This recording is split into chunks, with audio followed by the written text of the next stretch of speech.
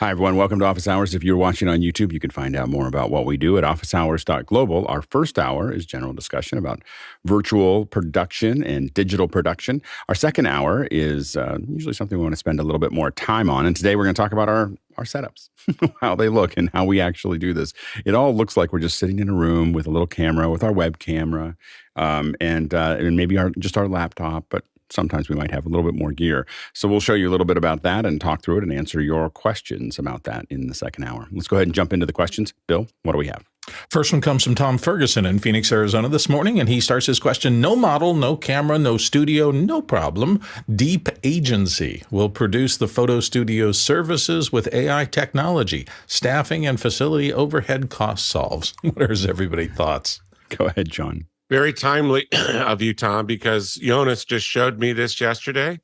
And this interface, I think, is a foreshadowing of the future because although it's got a prompt, it's got all of the switch selections on the side of the interface. And I think that's what you're going to see from Adobe as well.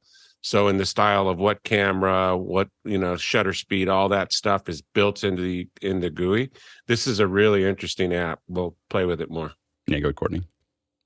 Yeah, I don't know about the backup behind this. It's one guy in the Netherlands, Danny Postmo, who's running this thing. So, and I haven't seen the prices yet, but one of the frequently asked questions on the website is, why are your prices so high? So maybe it's not very economically priced, but I guess compared to hiring a model and doing the photography, it's much cheaper than all of that. But you wonder about how what the security of your photos that you upload that they use to train and create these models.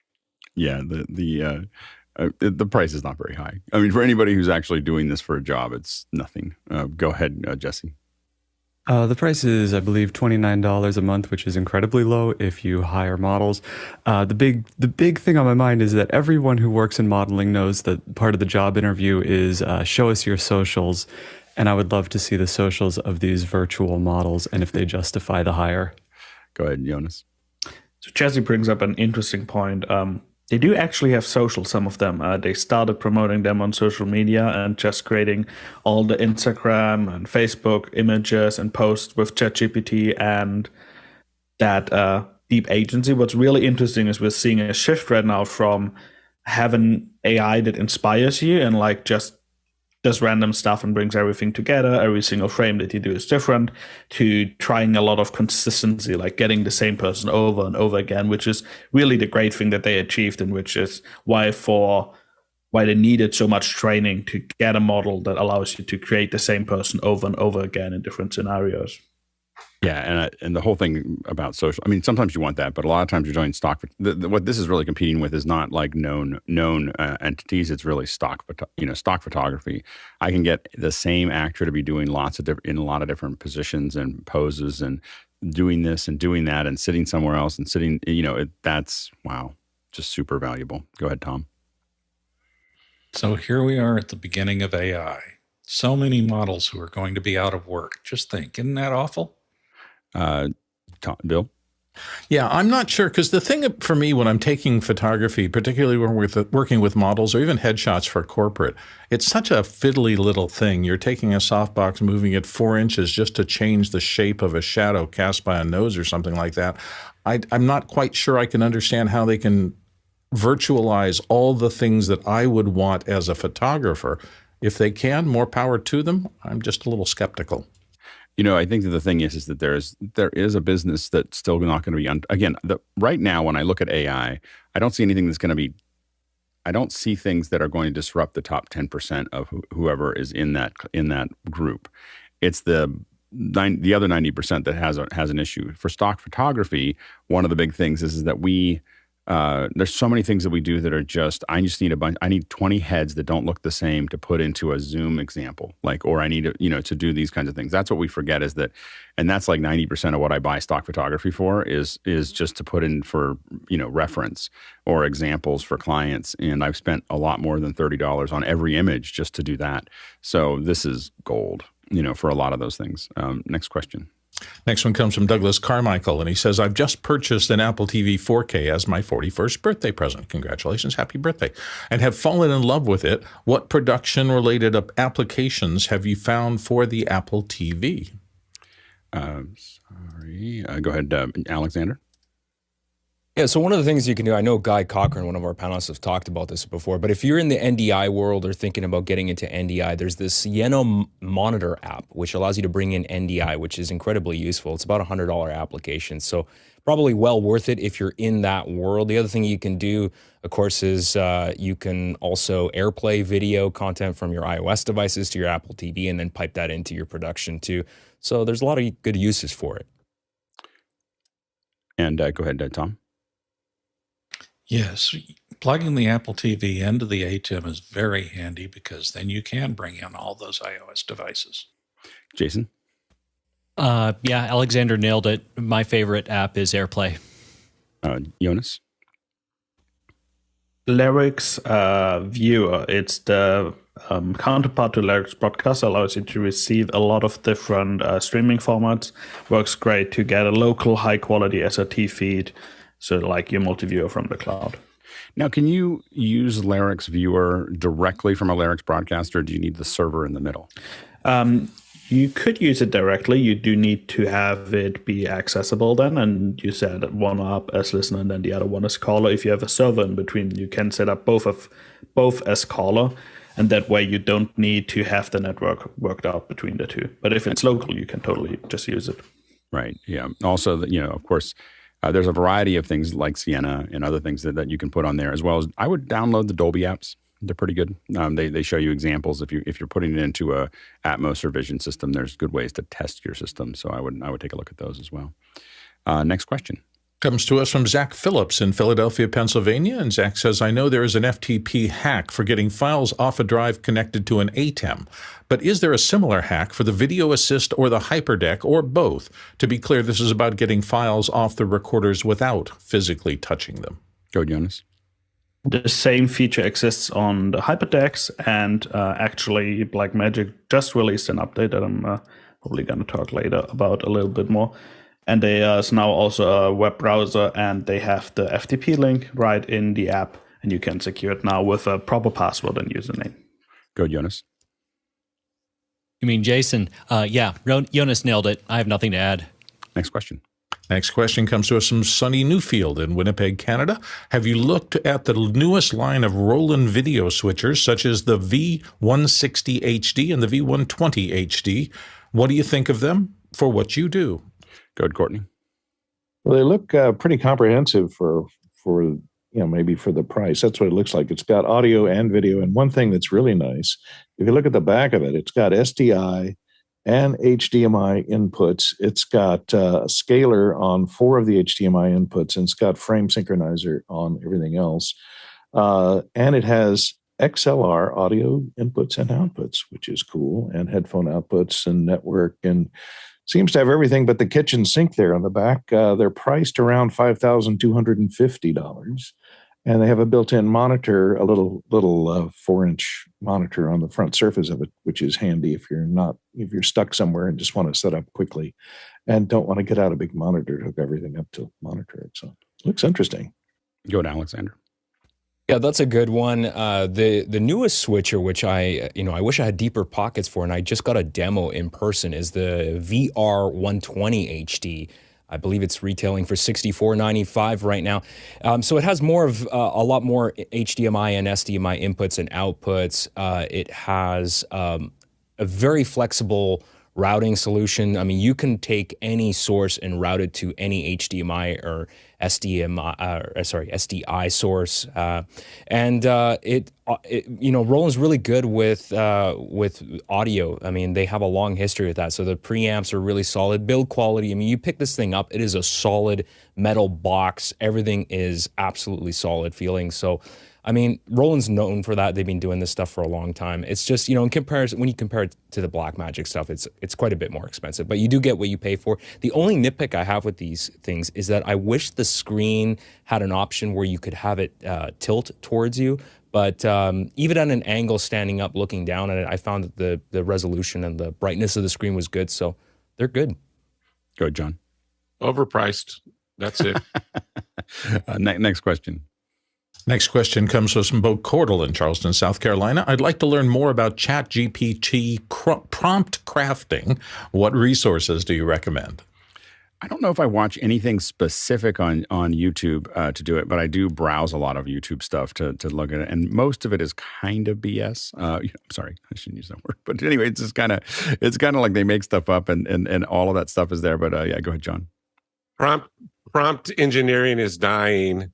This will soon be integrated into all the Microsoft applications, and they'll do a good job of integrating this in. So your prompt skills will diminish.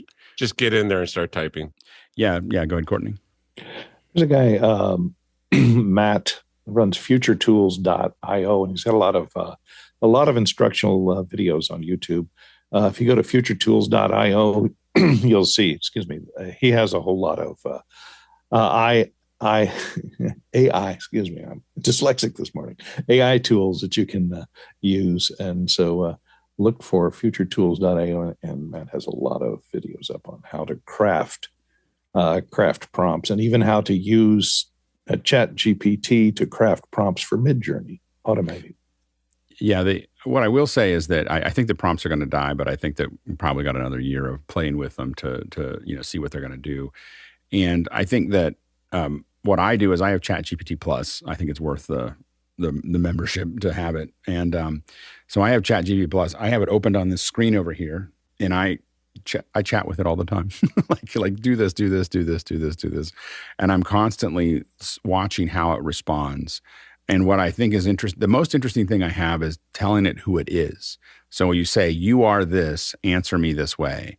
So if you say, give me 10 questions about something, it'll give me 10 questions about something. But if I say, give me 10 questions as a 10-year-old, it'll give me a different set of questions. Give me 10 questions as an expert, I get 10 different questions. Give me 10 questions as a teacher testing their students, and I get 10 other questions. And so that what I found the most interesting about ChatGPT is telling it what its reference point is. And you can even tell it, give me 10 questions about this as if you were Steve Jobs, or as if you were this. But that has been the most important thing I learned with ChatGPT, is to give it a point of reference from which it's coming. And then that changes it. And all that stuff that people talk about, it sounds all the same, is because you're not giving it a point of reference. When you give it that point of reference, it suddenly jumps into the mode that you want it to be in. Next question. Next question comes to us from Guy Cochran in Seattle in the USA. What is new in HyperDeck 8.3? Go ahead, Jonas. So Blackmagic just released 8.3 for the two 8K HyperDecks and the HyperDeck Shuttle, and it has full packed with features. One of the really cool things that you already have seen is they now have a web view to upload. So just go to its URL, and then you can upload to any physically attached devices to the HyperDeck Shuttle. You can just click upload, you can create folder, download your recordings, and delete them. The other thing is they finally added, are going a big step in more securing your playout devices. So there is now a username and password that you can enable. For the HTTP interface, they also enable you to upload an SSL interface. And then the other really interesting thing that I found is, if I go to my HyperDeck, you can now, if you go to the storage tab in setup, can now also add network devices. So this will now find my Blackmagic Cloud Pod. I select that, it connects to it and shows me all the SSDs that are connected to my Cloud Pod. If it would be a cloud store with internal storage, then you would just see that. And now I can select that. And now if I go back, I have media too, and it allows me to play back and record from the remote network storage. The only thing that doesn't work is you can't use the web interface management for that. But what's also really cool is if you have a Cloud Pod that is fully integrated, you just open it up, open the SSD, and they now are also writing growing files. So if I do a record, you can pull an XF file into the media pool, and then you have a growing file within Resolve. The refreshing of that doesn't fully work yet. That might just be how my system is set up right now. But they made a big advance in that. yeah, it's interesting what all that's going to be adding. Go ahead, Courtney. Yeah, there's a question for Jonas. Did they add the missing thing that Playout has is mark ins and mark outs or bookmarks within a file so that you can top and tail files that you've recorded or that are in there without having to take them out to an external editor? Version 8.3 does not add a UI way to do that. Yes. There's not. They do have that, like if you build a playlist through the Hyperdeck protocol, you could do that, but that's not in this update. And the update only is for the Hyperdeck shuttle and 2 8Ks right now. Next question. Next one comes to us from Jack Cannon in Phoenix, Arizona. And Jack says, saw a new Hyperdeck update dropped yesterday. Are people excited for the new update? And does this have any impact on Playout B? Go ahead, Jonas. So the good news is they kept the protocol the same. That's just a new command. You can now authenticate your session. Playout B doesn't support that fully yet. The ATEM doesn't even support it yet. You can't input your username and password into it yet. But the protocol still works the same and still is working with the current ATEMs. I think it's going to be really interesting to see how many smaller TV shows that use Hyperdecks are getting taken over accidentally because they think it's now a great idea to put their Hyperdeck on the network to allow remote producers to upload files, especially with the SSL and the password. There probably is going to be a lot of false sense of security with that. Next question. Bo Cordell, Charleston, South Carolina, back again. Does Zoom provide an API to get metrics for meetings? Let's say I wanted to build a live dashboard that showed the number of participants and the clients with connection issues and things like that. Go, Jonas. Yes, if you have a business or app account that has the dashboard, there's a QoS metric that you can get. The QoS is about 1 to 5 minutes delayed for issues and metrics on the connections of the connected people. But there's also, depending if you're in a meeting or in a webinar, don't know if there's any of these metrics for Zoom events. If you're in a meeting or webinar, there's different API endpoints you can use to get how many people are in, how many people have left, and other stats about those. They are now also live available. Next question. Next one comes to us from Jonas Dettel in Stuttgart, Germany. Picking up on the deep agency, has someone seen this video by Corridor Digital? And he's got a link there. I think it shows really well how AI and creatives can work together. Go ahead, Jonas. Well, what's really interesting with this video is they produced an anime video that was normally it's super hard to create because you have to draw in every frame. But what they did is they shot it all in real life. They then trained their own AI model on it. So they now had an AI model that was trained to the specific art style of drawings that they wanted.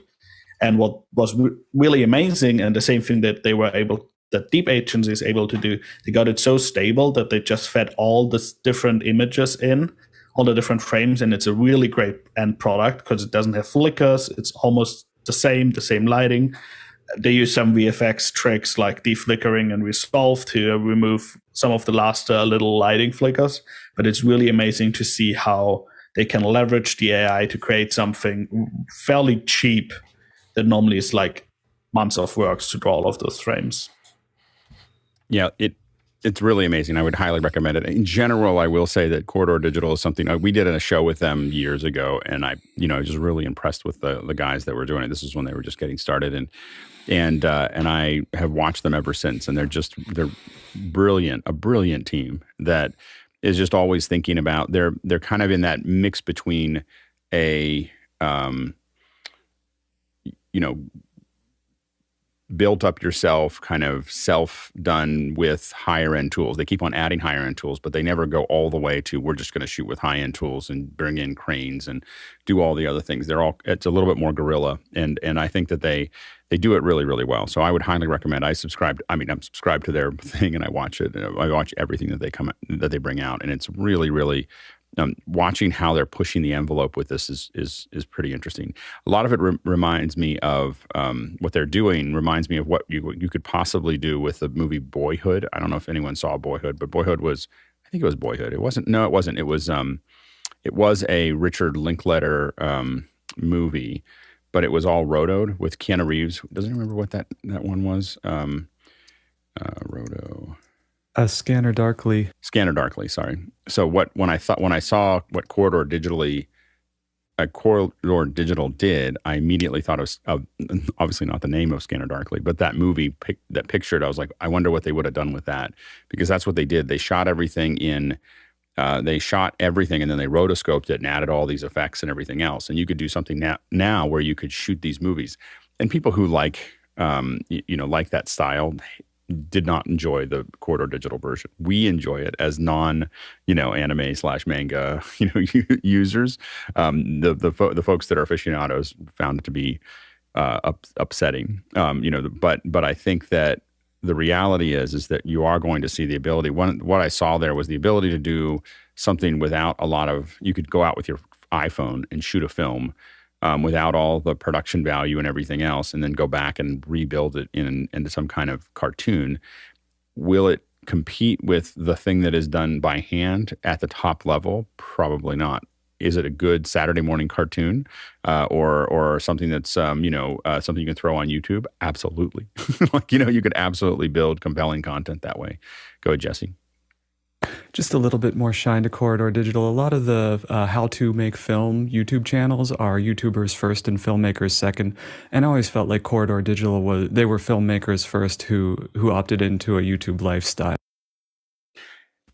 Yeah. And go back to some of their earlier stuff. Some of their earlier stuff where they like visualize like real life Minecraft and games and Mario and everything else are just genius writing that's written for the online audience, like written for an audience that isn't something somewhere else. It's for them. It's not like a Hollywood person trying to think about how people would think about Minecraft, but really they really played to that. And that's maybe a decade old, but hilarious and really, really well done. So definitely dig deep into the Corridor Digital channel. Next question. Next question comes to us from Alexander Knight in Vancouver, BC. Following up on my issue with Instagram not allowing me to invite a collaborator on a post, I figured it out. The guest had a flag on their account because of a previous post breaking the content rules, and it had not been resolved. Oh, Alexander, can you elaborate?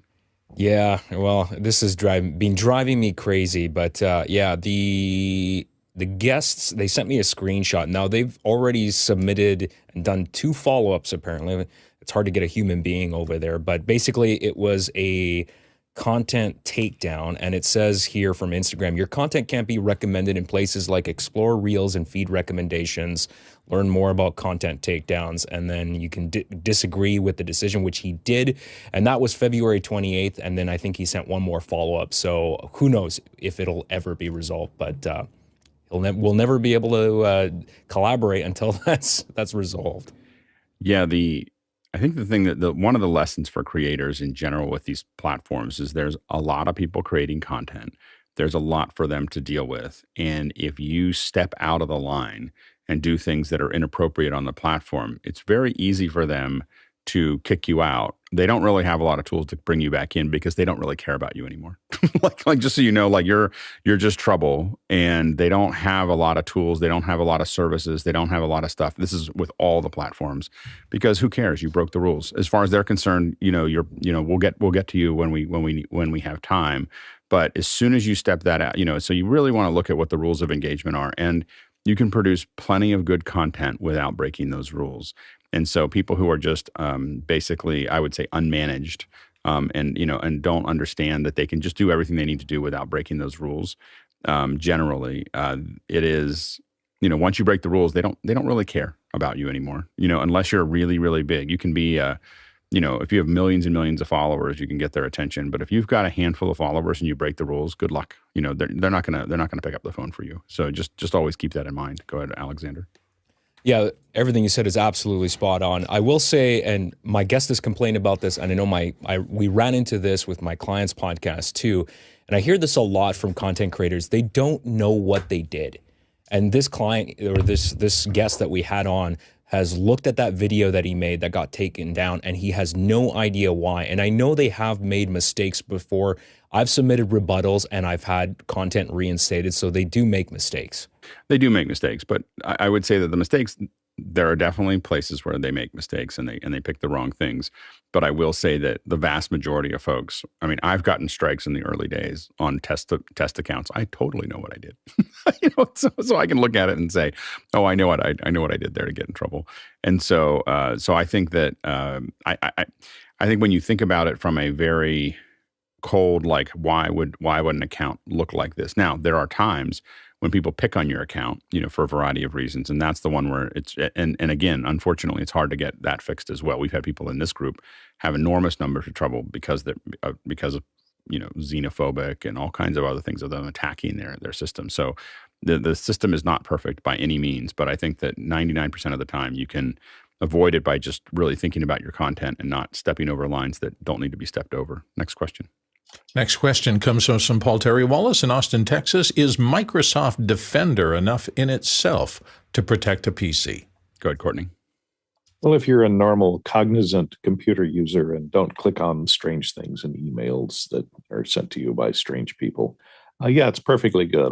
First thing I do on all my new computers is I remove the Norton Defender or McAfee free 1 month trial virus detection stuff and get rid of all that, uninstall it, and then Defender will come back in, and it works perfectly fine for virus checking, and it checks your computer on a regular basis and reports anything that shows up. I haven't had any problem with it. I think Leo Laporte recommends using Defender on Windows instead of any of the others, so it works fine and it's free. Go ahead, Jonas. Jason. For some reason, Jason is Jonas in my head today. You know what? It's all good. I'll take the compliment. So, okay, more importantly than what an antivirus does, it's important to understand what it doesn't do, okay? An antivirus will never stop you from getting a virus. You got to understand that. Like, that's not its purpose. Its purpose is it's got a big dictionary definition. It looks at all these things, and when it does a scan, it looks at, a different directory structure. Oh, well, if you've got, this over here and that over there, well, you probably have this infection, and it will follow these, mitigation practices to get rid of it. That is not the same as preventing a virus. So there's no substitute for good judgment. And if you don't understand that, then you're going to get infected over and over again. Quick reminder that, of course, you can add more questions at any time. So go ahead and throw questions in we got a great panel today. And so if you've got questions in the first hour about anything around media and virtual production, and if you also have questions about our studio, you probably won't have any for the second hour until we get there. But keep in mind you can throw those questions in and make sure to vote on the questions. We generally answer all these questions in order, the order that they were voted on. So it does make a difference for you to vote on the questions and let us know what you want to hear next. All right, next question. It comes to us from Tony Nachampasek in Dallas, and he says, I'm getting lots of feedback when setting up multiple lavaliers in a room. What's your process for ringing out a room properly? Go, Jesse. I'm assuming when you say feedback, you mean that these lavaliers are then being amplified and put through a PA system. The first thing we would do is try to remove any lavaliers from our system. We always try to do that when we're doing a live amplified event. If you can't remove the lavaliers from your system, make sure that they are behind the monitors, that the monitors are facing the audience, and that the lavalier is far behind those speakers. Finally, make sure that you're using unidirectional lavaliers that are put as close to the person's throat and mouth area as possible. If your lavalier is down at the belly area, you're just going to be inviting a lot of room noise by doing that because you have to amplify everything up along with their voice. Go, Courtney. And remember, if you're miking several people with lavaliers in one room, even if they're not coming over a PA, is you only want to keep the microphone full volume for the person who's speaking and take everybody else down so that you're not getting that person who's speaking's voice coming in from the other people's lavaliers, which will open it up and make it sound like a really echoey room. So, of course, the Dan Dugan Auto Mix is a great thing for putting in line there to do that automatically for you. You have to be a very attentive mixer and see everybody in the room that's just about to speak to control the mix manually. But a good auto mix can handle that for you, and it'll reduce the echoey sounding by not keeping the lavaliers up, except for the person who's speaking at the time. I'm not sure I've done any show without Dugan Auto Mix with more than two people in the last 10 years at least. It's just like, I don't even consider it a production option to not have it. Go ahead, Chris. Bill? Was Bill first? Oh, Bill, sorry. Oh, all right. So a lavalier is not a lavalier is not a lavalier, which is to say that they're all a little bit different in their performance characteristics. I used to carry both Sony ECM77Bs and also ECM44s. Why? Because the 77s were very transparent. They were really nice for cutting against something like a high-end boom mic. The 44s weren't as transparent and weren't as sensitive, which meant that if I got in a situation where a feedback was an issue and I had to use a lavalier, I'd reach for the 44 rather than the 77. So make sure the mic is appropriate for what you're doing. Go ahead, Chris. A real audio engineer, there's a million different things that you can do. It may very well be, Tony, that it's worth going outside and finding somebody who does this all the time. Years ago, I helped a friend of mine. Actually, he didn't need it. I needed to do it. Draw a flow chart of how he mixes lavs on a stage. And it was fascinating. It was this super deep dive. And it's when I realized there is an absolute difference between like a broadcast audio engineer and somebody who, pushes up SM58s at their church. So I mean, as far as going back to the question, I think that the main thing is that as I think was stated before, cardioids are definitely something that make a big difference as far as how that actually looks. I use a lot of WL185s. These are Sures. They look like big capsules, and they tend to be unidirectional. The big problem with them is if someone tacks them to the side, they are super directional, and people fall off really, really quickly. So you really, the 185s are great. Auto mixing will add a lot to that. Speaker placement, of course. You want the main thing is the plane of the speaker. You need those mics. You want to try to keep those mics behind the plane of the speakers so that the speaker isn't going directly into them. Of course, for feedback, you can create the feedback and then notch it so that you can try to get through that. So that sometimes will make a difference there.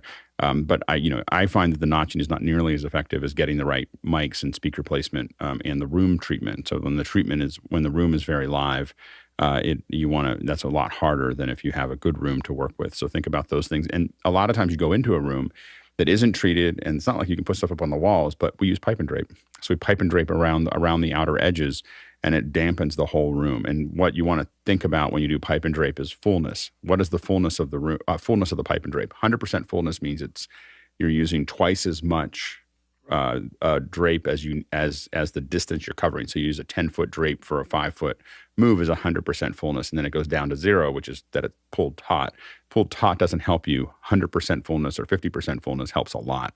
It creates all these cavities. Now that's not just using thin pipe and drape. That's using velvet or duvetine or something that's thicker that's going to suck up a lot of that sound, and we use that pretty heavily to make that happen. So hopefully that helps you a little bit with what you're working on. Next question.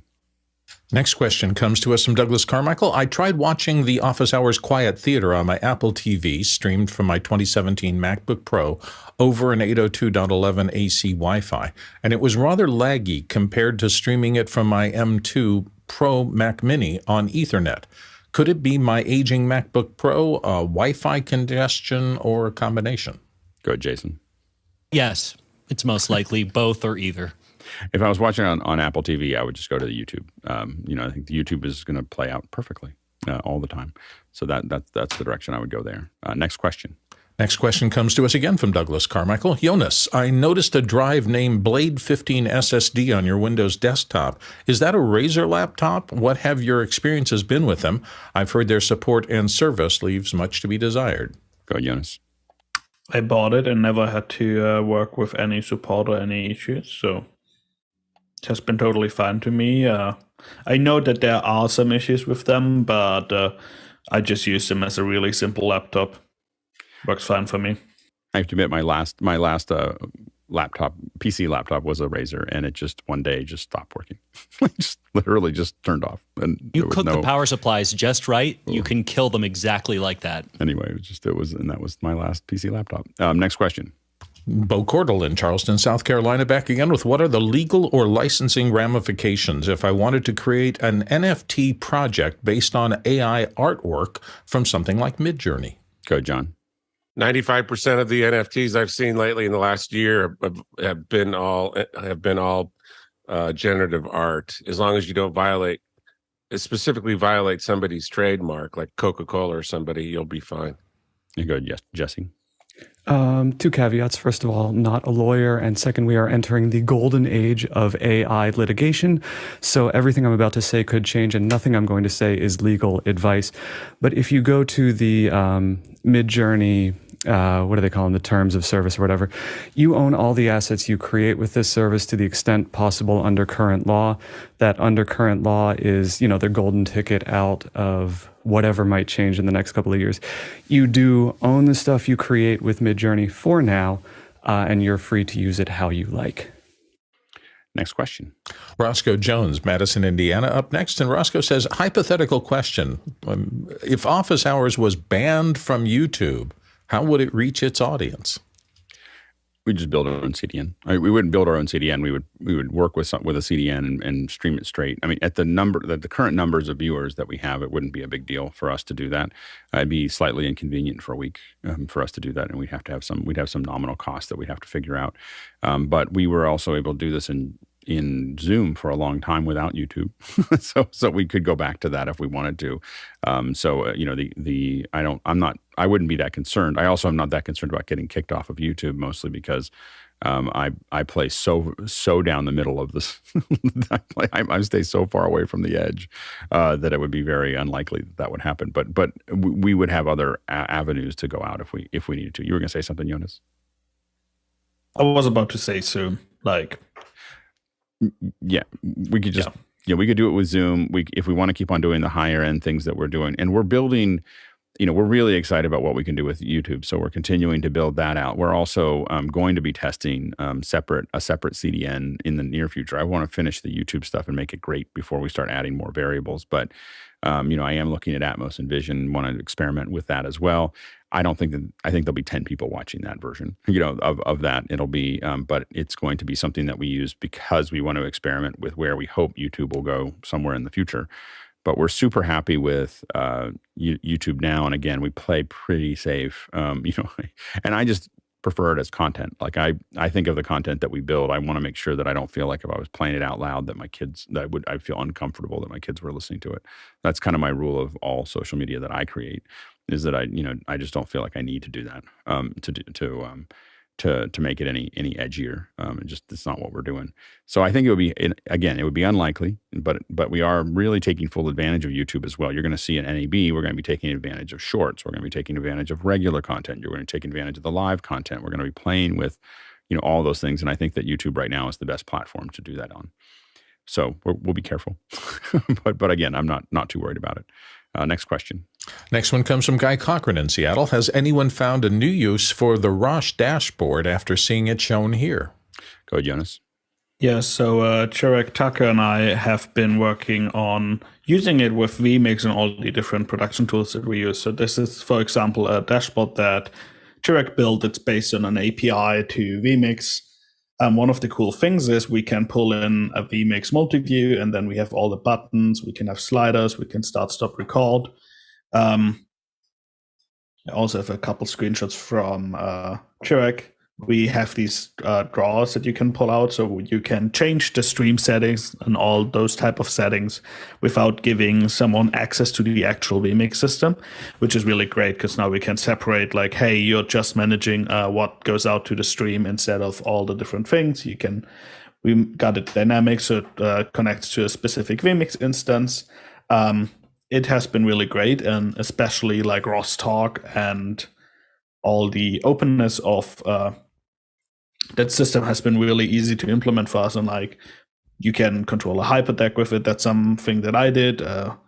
You can just send TCP commands to it. You can trigger even companion buttons by either sending crosstalk commands or straight TCP commands. It has really been a lot of fun. Next question.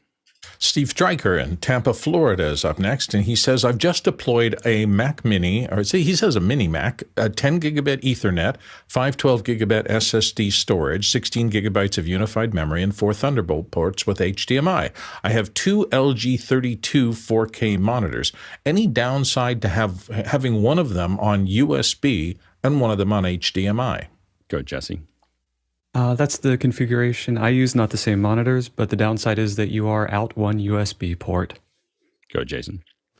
There really shouldn't be, unless for some reason you're using an application that for some reason needs to jam lock a monitor, only one monitor. And the way around that would be, let me think. OWC makes a Thunderbolt to 2 out HDMI and also a DisplayPort. And what that'll do is jam lock it on the same chipset. I've used them in every possible configuration, and I've yet to get one to even fail for even a second. Like, without ever unplugging the MacBook, I basically plugged in every monitor I had in every configuration right when they came out, and it worked perfectly. Next question.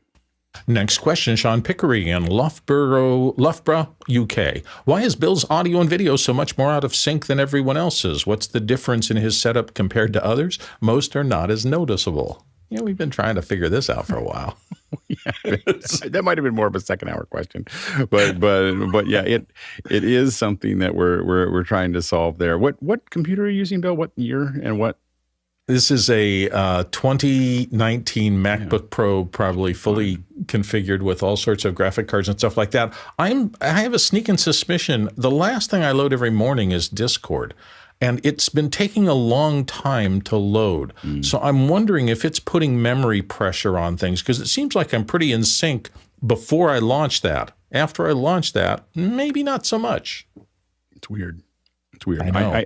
Yeah, I don't know. I haven't been on less than an M1 for a long time now, so I'm not sure what that might be doing to an Intel.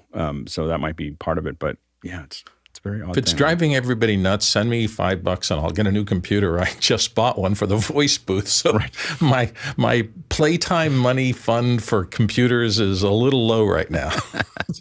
My wife only allows me a certain amount of my voiceover work to rev things. Go ahead, Courtney. I just had an idea. They have this software now that you can run on any Zoom meeting that will automatically fix your eye contact and put it in the right down the lens in real time. What about if it just fixes your sync, just takes a little moving mouth and slides that back and forth and puts it back in sync using it? I actually think that I'm trying to think of how hard it would be for Zoom to actually have in the audio setting a delay. It's not that. I just don't know how much processing that would take, but being able to do audio delay in Zoom would be Well, the useful. problem is it creeps on Bill. It slides, so it gets worse and worse and worse and worse and worse, so progressively. So it's a mismatch in sample rate somewhere. Yeah. But so it's not a consistent offset. So even if you set a delay, it would still drift. Yeah. We'll keep on working on it. Next question.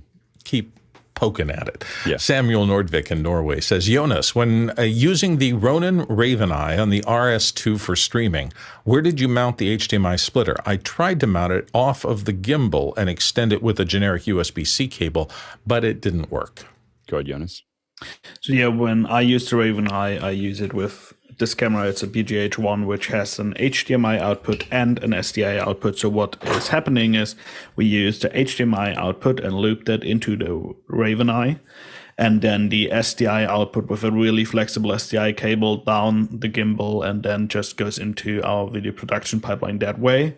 And that worked really well. If you want to split it, you can split it. One thing to keep in mind with the Ronin, it doesn't use USB for its connections. It's a form of CAN bus or S bus, depending on what model you have.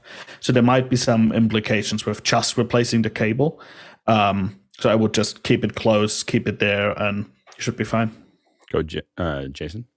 I have the same rig, and I have never had any luck trying to split anything whatsoever. That anytime DJI wants HDMI directly to the camera, if it doesn't get it, things get weird. And can you explain a little bit, Jonas, about what the Raven Eye does? So the Raven Eye is an add-on for the RS2 or for the DJI Ronin type gimbals. It allows you to input an HDMI, and then on the app you have a little target area that you can draw. And then it will follow that person with the gimbal movements. So if you use your gimbal as a PD set, what you do is you set that all up, and we use it for the back of the church, and then the preachers in the front, you tap them once, it locks onto them and just moves them from left to right and follows them really nicely. It's a really smooth motion, and since it is working over HDMI, it works with every camera. Some of the higher-end Panasonics do actually work without requiring the Raven Eye or an HDMI connection, because they figured out that they can use that the tracking of the focus is so good that they could just use that. So they use that to track it, and it's a really great solution. Next question.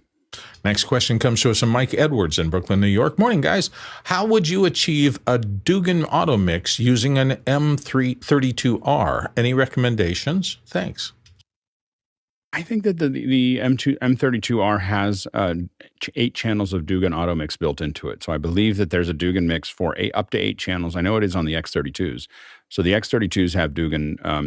There was a back and forth with Behringer. Behringer made the mistake of saying Dugan-like auto mixing.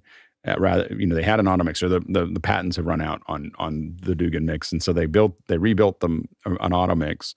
Mickey lets us know that M32s. Why would an M32 not have a Dugan auto mix when an X32 does? That's weird. It does. It has an auto mix, not a Dugan auto mix. Okay, so got it. So they don't want to pay. They don't want to pay for the license on the M32. So what happened was there was a little back and forth.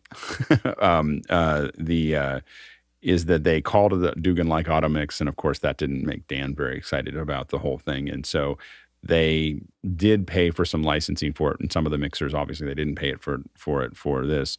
It's an auto mix that's probably similar to the Dan Dugan auto mix. I don't know if it's exactly the same. It's probably, I don't know. Most people would assume that it's less because it doesn't have his name on it. I don't know if that's the case or not. But there is an auto mix there.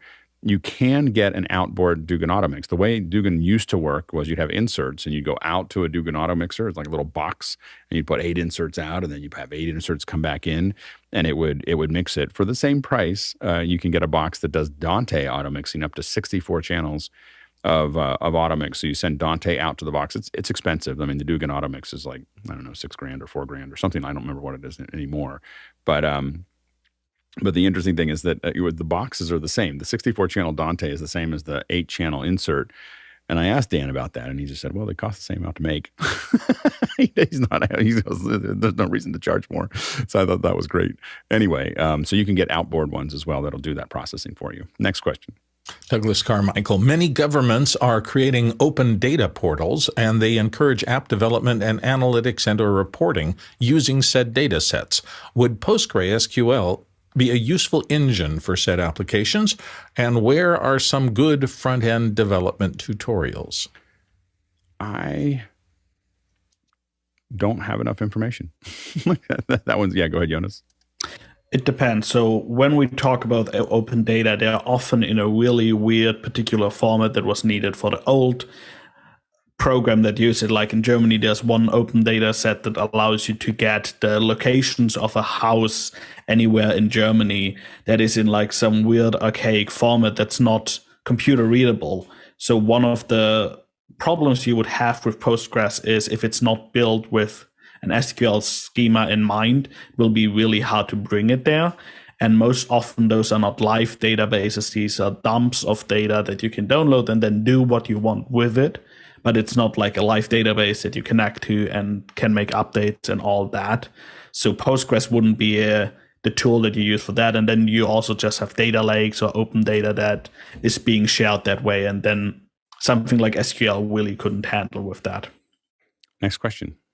Next question coming to us from Jack Ruppel in Breckenridge, Colorado. If I strip audio out of a movie, that would that be fair use? Shower scene frenzy, Dixie and Gone with the Wind, pivotal dangerous moments in video games, sharp stalking and attacking in Jaws? Go ahead, Jesse. Again, not a lawyer, not legal advice.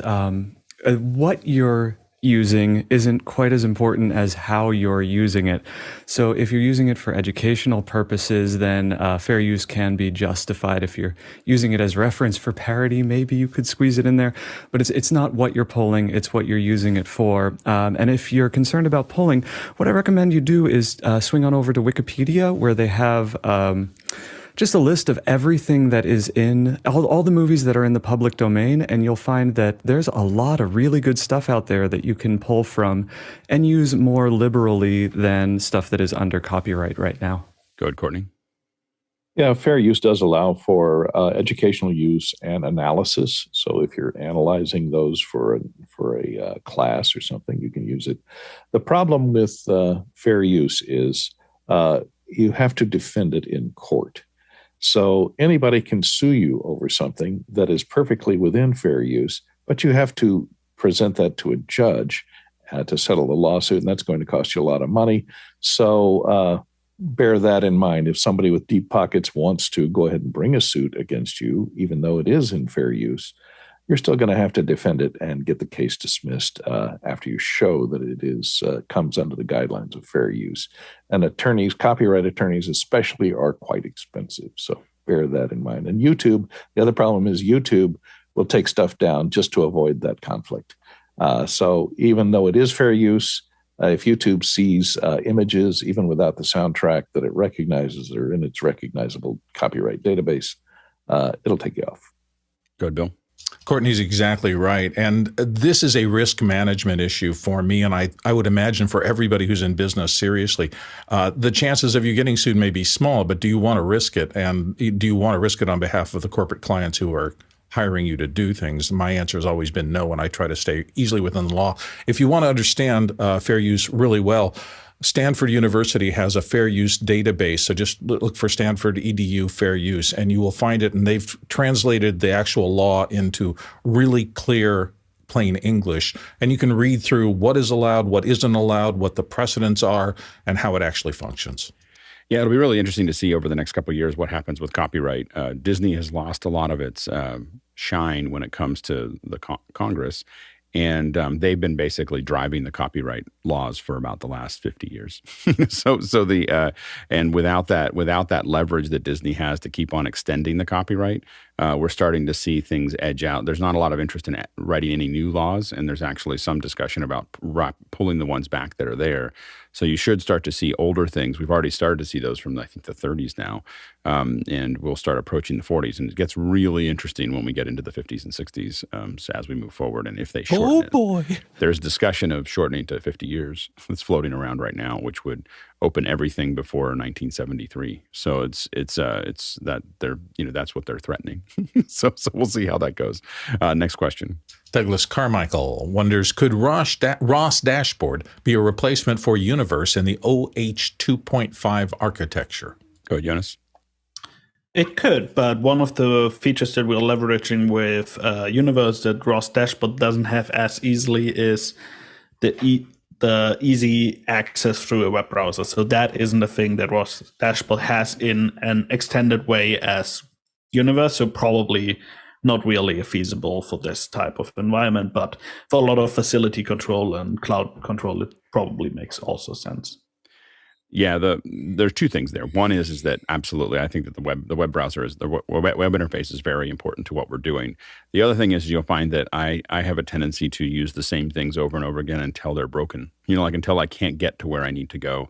I'm not a zigzagger, so I don't go, oh, I could try this, I could try this, I could try this. I have something that's working, and until it's no longer working, and I can't get it fixed by the developer, I will tend not to move anywhere. I'm the kind of person that goes to the same restaurant all the time because I know I'll get better service if I do it if I'm a regular person. So I think that the chances of us changing from our current stack to something else, we took a long time to think about that stack and put it together, and we probably wouldn't change it for a long time unless we hit roadblocks that we just simply can't solve. Next question.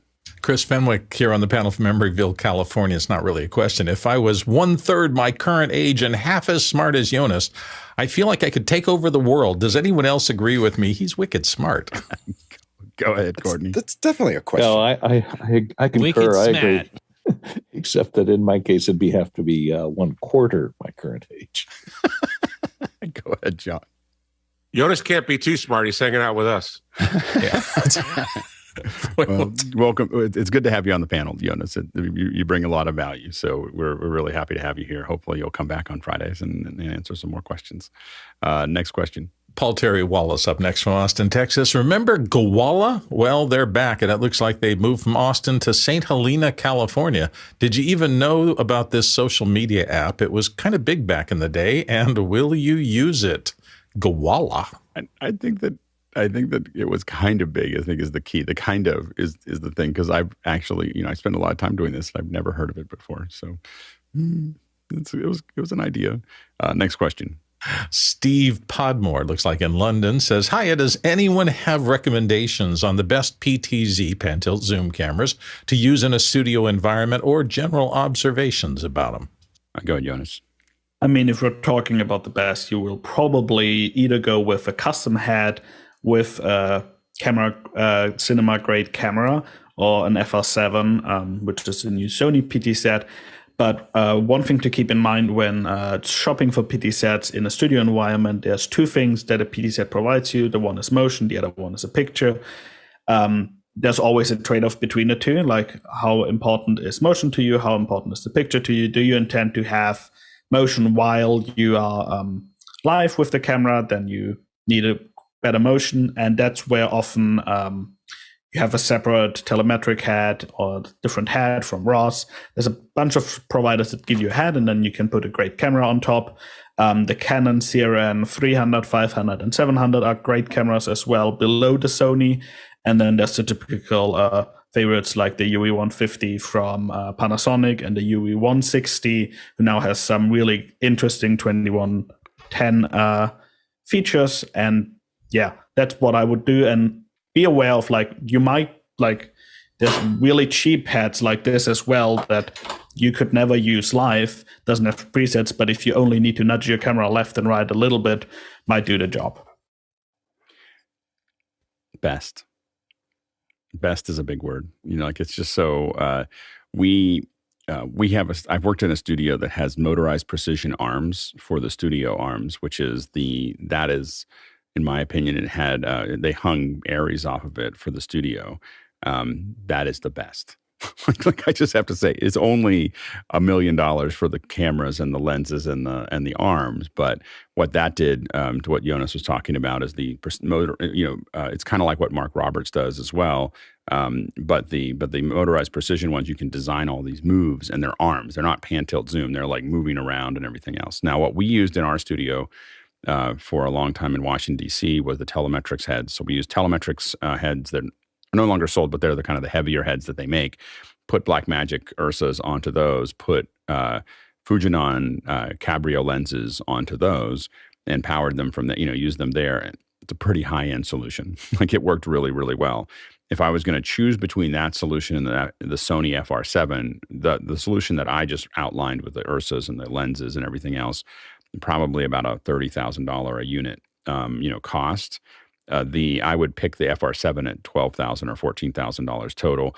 With relatively good lenses, it'll look better. I had the FR7 here for a couple weeks while I was testing it.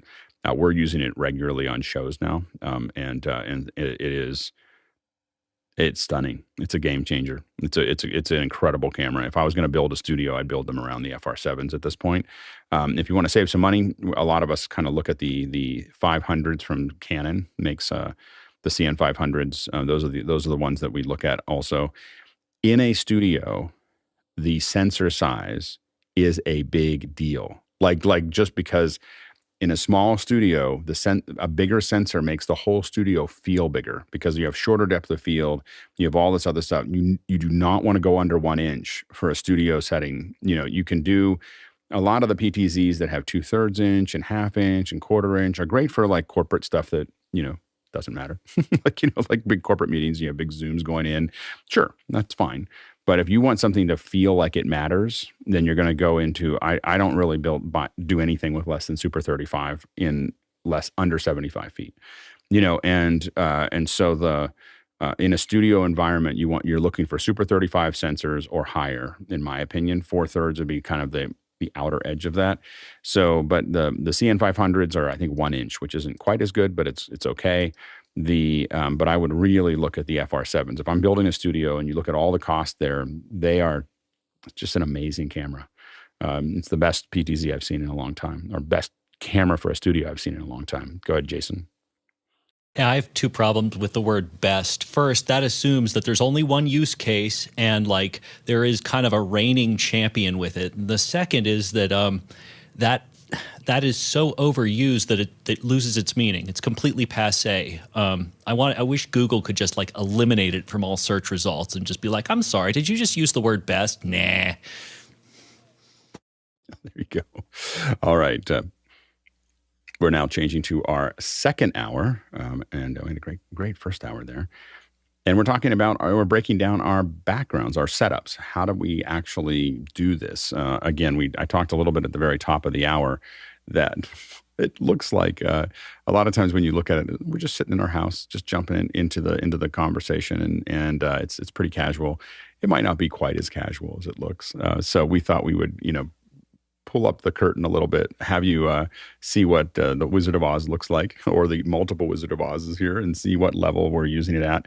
This is really an opportunity for all of us to trade notes about what's working, what's not working, for people to see what it takes to do this. And it doesn't mean that you have to have everything that we have here. So when you look at what we're doing here, we do this every day, and most of us have been doing this over a couple years, and we keep on going, oh, I'm going to buy one more thing. Oh, I'm going to do one more thing. I could use this. And we just keep accessorizing. It's not like you need to have all this stuff. There are people who definitely jump on with a small rig. So I don't want to scare people off from being on the panel after they see what the panel is using. But I think it's fascinating to see how people build and and I think the trading notes is really valuable. So we're going to go ahead and jump into it. If you have questions about it, go ahead and throw those questions in as we're going through each person, and we'll talk. They can answer the questions. You can put questions in. We'll just put them in, and if there's specific people, make sure to name who that is that you want them to answer. But in general, if you have just general questions, go ahead and throw those in, and we'll go ahead and start. Go ahead, John. Why don't you show us what you got? So this is I didn't do an audio check on this machine. I don't know how hot I am. Looks like it's okay. 26, 25. This is a studio I call Studio C. This is where Fenwick works when he comes to my house. And then this is a Mac Mini OWC port out. You can see him down here. And then two big monitors here, 2 monitors on top. ATEM Mini Extreme ISO, not the SDI, but the regular HDMI one. MixPre 10 over here. And then I've got DMX lights up above me. I've got a rack of gear right here below that pink light. And there's a DMX controller and then a HyperDeck, a switch, and a bunch of other gear in that machine. And then my other desk that I sit at every day is sitting over there in the corner. So this setup is a pretty good office hour setup over here, but it's a standing desk. And I don't like to stand here for 2 hours. So I come in from the other machine. That makes sense. That's pretty much this whole outfit over here. That's great. And if for the panelists, if you have any questions or other things you want to talk to, go ahead and raise your hand for each one of these as we move forward. And John, what are you, and you're mounting those monitors. How are you mounting those? Okay, so this took a lot of work to figure out because this is against the wall. There's a window back here too. And so I've got 2 auto pulls on either side. And then I've got a piece of truss between them. And then the lights and the monitors are connected to the desk, but I can connect anything I want. The camera is connected with the super clamp. And then my 2 DMX lights are connected. Those are iCans. They're pretty expensive. Those are connected to that little mini piece of truss, which is 6 foot in length, 2 auto pulls on either side. That's great. Let's go to Jason. All right. So Pretto for a while was getting on me for not, for spending a year and never switching studios. So here it is. And I too am standing a lot of the time, and it's the reason that I'm not quite in the lower third all the time. I'm inevitably in this shot, so if you have questions, just shout them out at me. The lighting, I haven't quite finished yet. There are 3 over here, and then one that's just off camera. Mac Mini Studio under the desk, a whole lot of switches. An SDI patch panel, a couple of Mac Mini, that's an M2 and an M1, and some OWC storage. TV Studio 4K Pro below that. Let's see. Hyperdeck with, what's it called? With output, whatever it's called, meters and whatnot.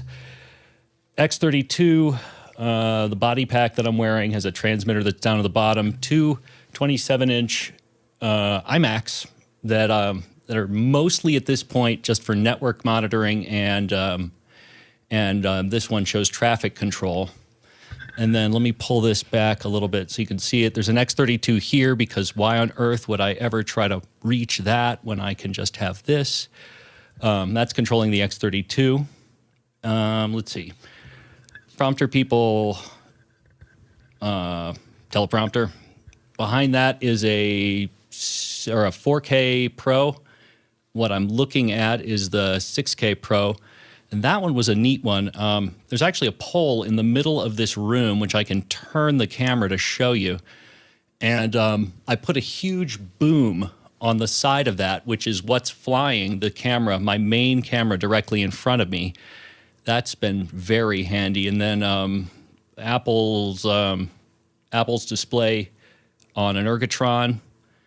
And let's see, what am I missing? Probably something, but I don't even know where to start.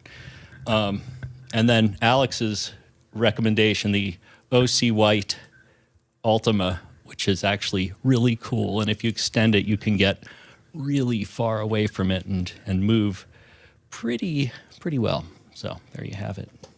Hey, go ahead, Chris. Hey, Jason, I have a question. And your wide shot on the monitor to your immediate left is a very extensive audio mixing software thing. It looks like, is that audio on at the top of that monitor? And if so, what software is that? Oops, you're muted. It'd be so much cooler if you weren't muted. Well, you thought I was going to answer you. That's an X32. It's just X32, okay. And it's running its own Dante mix. That's the other thing, is every one of these computers has its own Dante interface, which is its own NIC.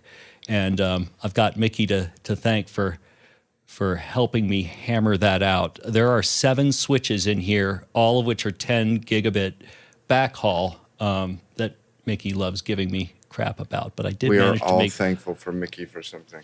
That's right. Amen. Very good. Yeah, next, let's go to Paul. Is Paul here? Did we lose Paul? Jason? I don't think Paul's here. I think Paul just put in a question. Oh, okay. Okay. Go ahead. Let's go ahead. In your studio. Oh, well, let's keep the questions. Let's go through these first. Let's go through them, and then we'll come back to the questions here. Let's jump to Tom. Okay. Well, I'll give you a little bit of an overview here. From the back, we have a number of monitors. I've got my multi-view up top. My main camera, or my main monitor, and then where I put the grid view or the program view.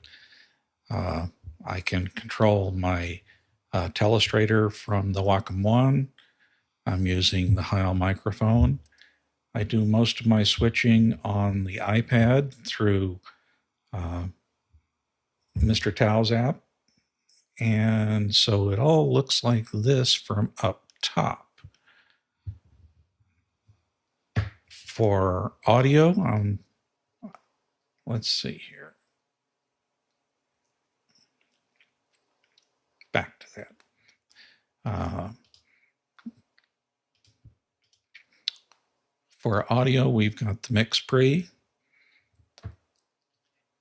And then for actual where is everything happening? We're over here on the rack, which is behind me. And I got rid of the ATEM, moved it to the rack some time ago because the cat kept laying on it and switching me automatically. And in the rack, I can also I have a 16 by 16 HDMI matrix there, so I can repatch things at a push of a button. That's great. And that's pretty much it. Go ahead, Bill. All righty then, let's see.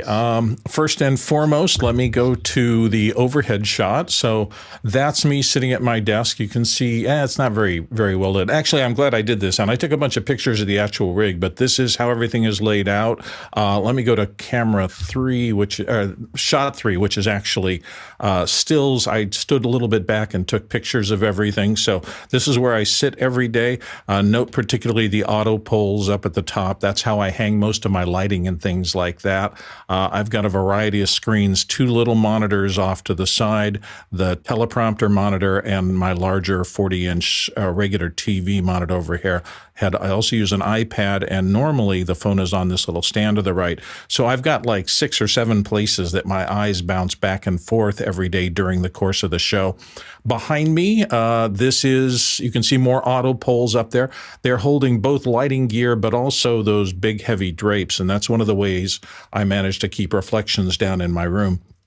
It's got a popcorn ceiling, so I don't get very many overhead reflections, but this is then the area where the green lamp that everybody sees. And if I tilt it up a little bit, I took a shot. So, one of the auto poles is just using that little light that is doing the rake light across there. I have a huge whiteboard over there that I could put the curtains over, but those are what Alex keeps talking about in terms of double fullness. They're actually pretty big curtains, and as a matter of fact, not that one, but the one over on the left is actually 2 sets of curtains acting as kind of like a little impromptu corner trap.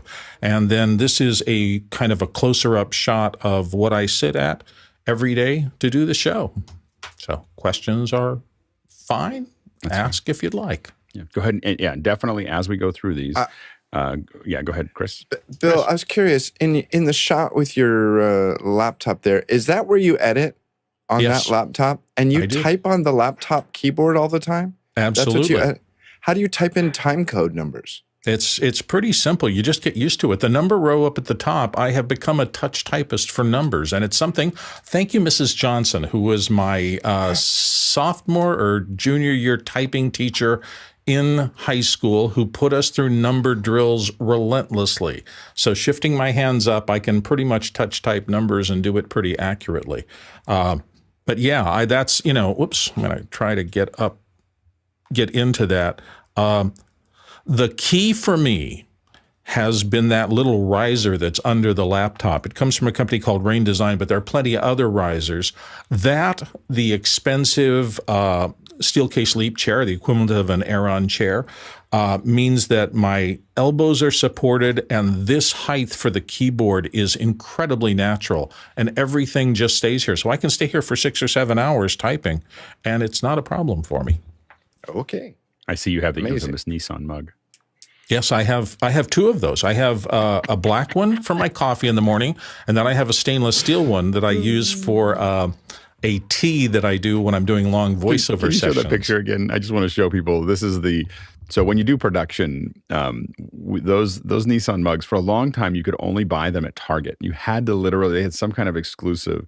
And so we would buy these from Target, and you can get them with the handle or without the handle. They keep your liquid, they keep whatever you're putting in there, hot or cold, forever. Like it's just a thermos, with a drinking mug. But and again, it comes with a handle or without the handle. We use the flat area. We would get labels of everybody's name. So that flat area, you can get a label that's just the right width. It's metal, and you can put it on there and give it to people and put it on their things. But it's just a little. When you see someone, you're like, oh, that person's done a lot of production on site, because it's like a culture.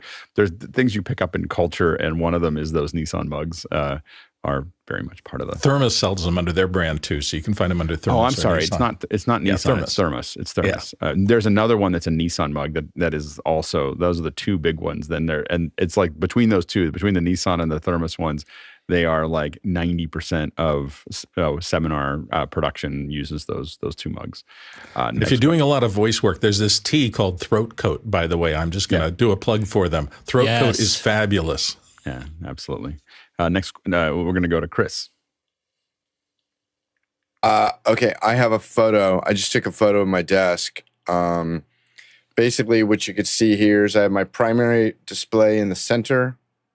The right is my secondary display, and way over here on the right is a vertical display. When I'm editing, I use this for scripts. When I'm in a show mode or whatever, it's my OBS and my ATEM switcher. This is running the webcam for. Oh, can I show you this real quick? What's the exposure look like right now? Oh, it does. This is my live view of Brio looking out the window. Are you out there looking at your boat? What's that? No, it's not my boat. It might be yours, Alex. I don't know.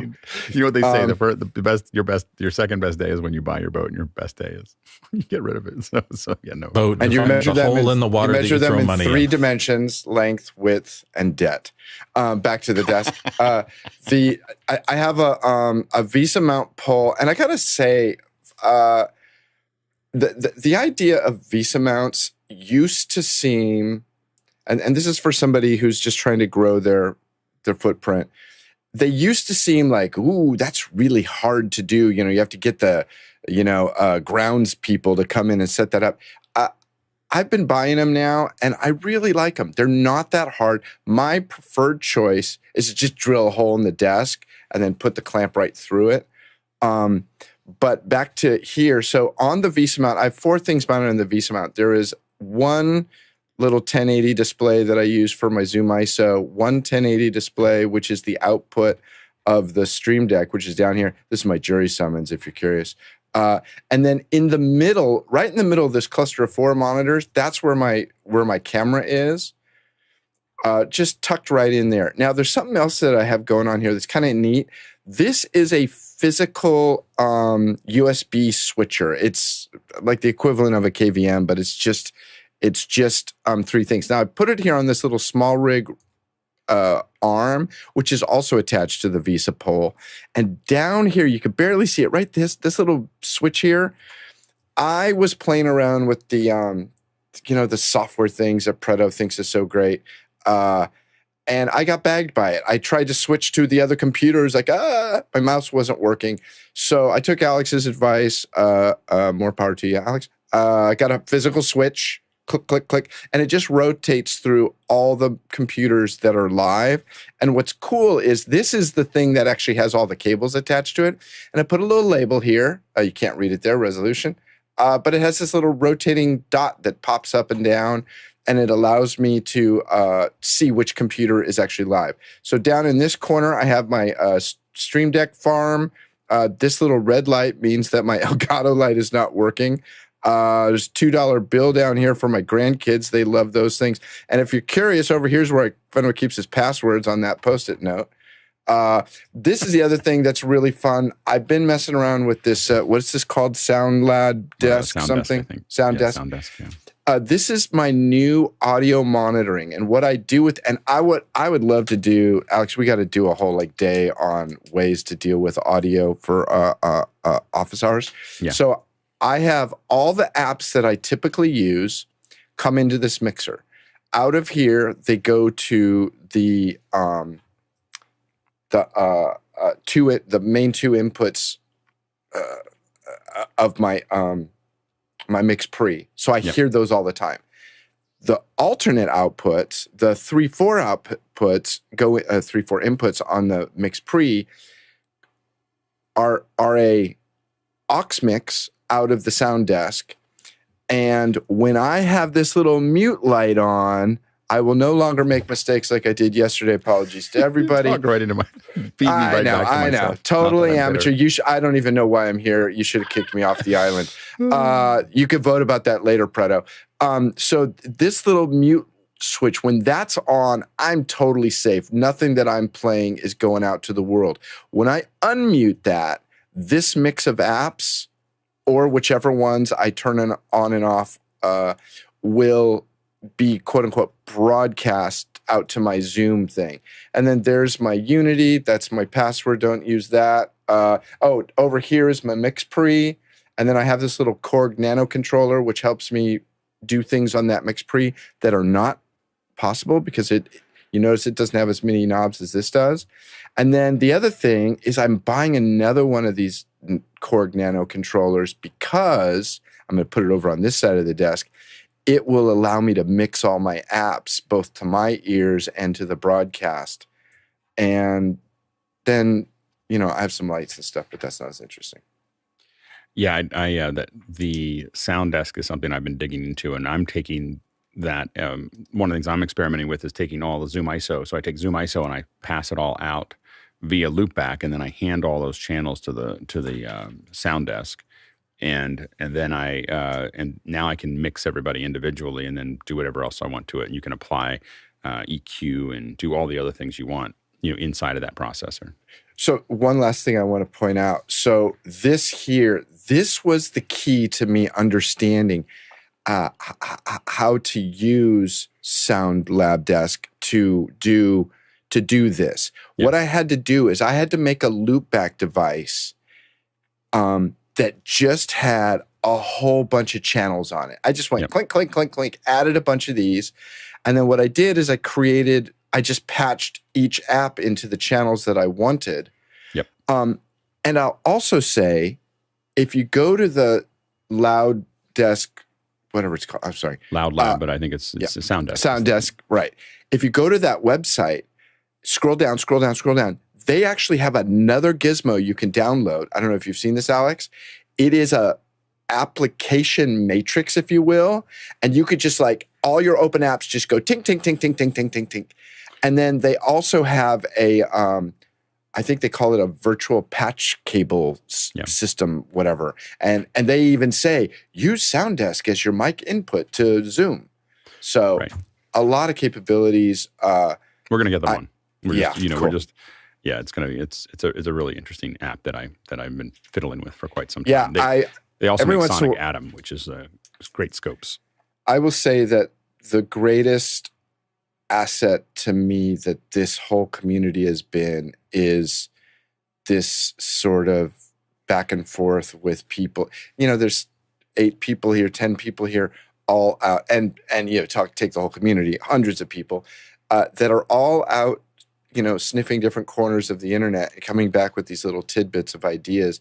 Yeah. And you mentioned this when you mentioned this on the show a couple months ago, I was like, I have no idea what that is, but it's turning out to be a really great little asset and super cheap, $30. Yeah. It's great. I have a quick question. What is the name of the app that will show you that matrix? I'm unfamiliar with that one.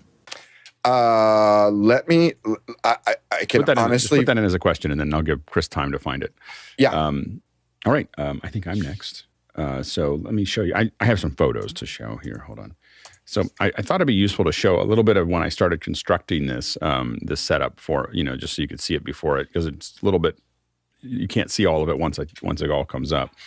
So what I did here is this room just keeps going. It's an A-frame kind of thing, and it goes up like 20 feet. So there's a lot of echo. There's a lot of things there, and I can't hang anything from the ceiling because it's too far away.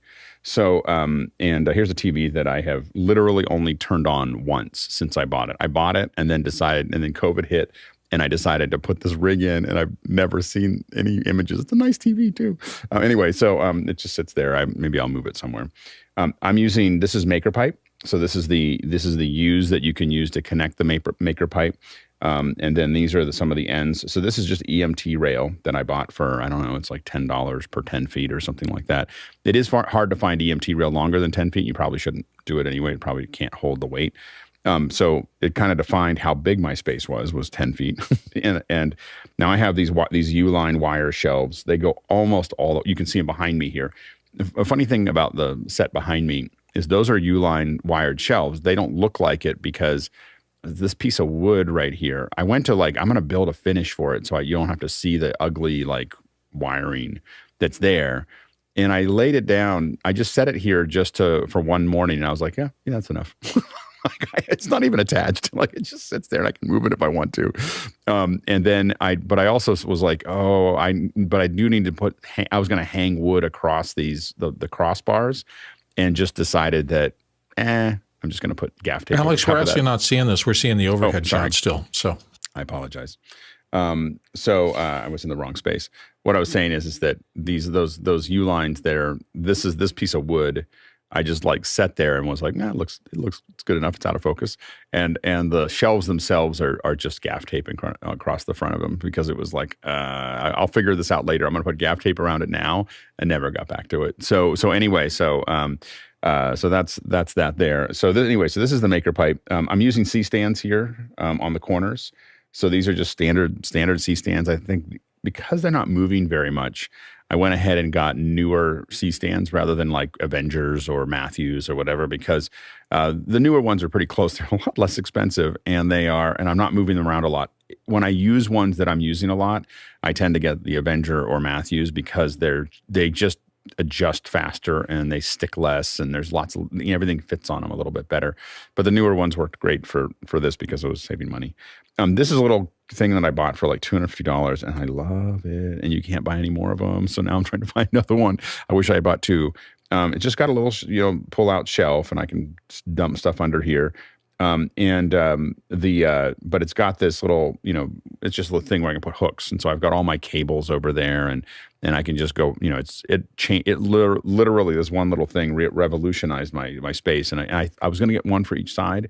I was like, I'll get one and test it. And then they stopped making them. So I'm kind of in a tizzy there. So this is what you can see. You can kind of see this arm a little bit better than the other photos. These are clamped on. You can see I have a very high-tech desk. I keep on dreaming that I'm going to go over and hang out with Fenwick and build a desk. It makes me sad. That desk makes me sad. It's because I can't decide what I want. So I just keep on going, well, and I've become a master of folding desks. And I admit that I've worked in production for so long that that you're used to folding desks. And so it's very known entity. I will say it's a nice folding desk. These Pixelcore ones we bought for Pixelcore long ago, they're hard, they're wooden, they're heavy, and you can attach lots of things to them. So that's what's there. I use these Hawanu. This gets back to the Visa mount that Chris was talking about. I use these Hawanu. They're not as nice as the Amazon ones, and definitely not as nice as Monitors in Motion. But they have a little screw that lets you open, change their stiffness. So depending on what kind of monitor you put on them. And they're like $80, and they clamp onto here. And I have 3 sets of them that I use. I don't like things to be fixed, so I like being able to grab the monitors and keep moving them around and spinning them. I do a lot of things when I'm working that I need there. So let me jump to the next. Let me jump to the next thing. How do I? I'm on the wrong computer. Hold on. There we go. So this is kind of, once it was built out, more what it looks like here. So what you can see here is there's my Mac Studio, but I also have some Mac Minis over here. I've got my little Stream Deck here that I'm still fiddling with. I've got my switcher here. These monitors kind of build out. So these 2 monitors belong to other Mac Minis. Those belong to these other Mac Minis, and these 3 monitors belong to this studio.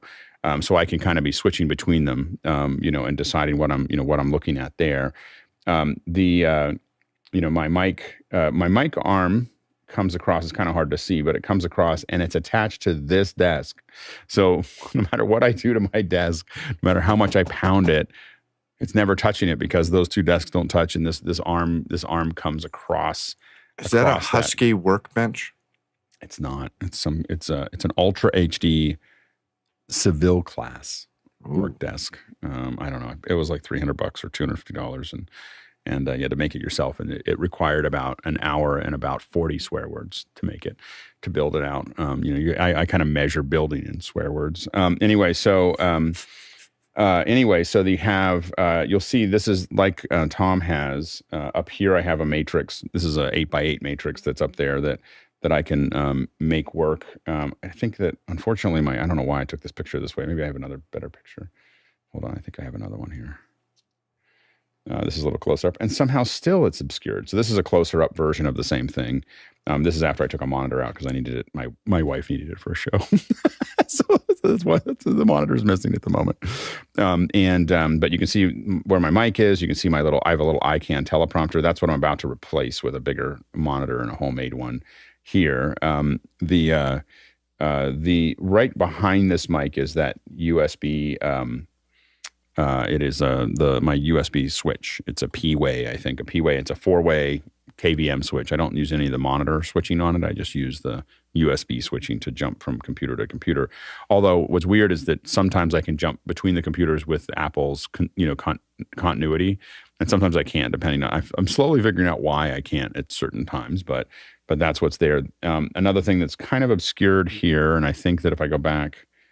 Yeah, what's right there is my, so this, unfortunately, this image doesn't show it, but I have right here, sorry, it's a poorly placed chair, but right here is my Studio 205. That's where I mute and unmute there. And then it goes into the mix pre where I listen to stuff, but that's pretty much the breakout of what it looks like. All of this is 100% necessary. Like I tried it without it.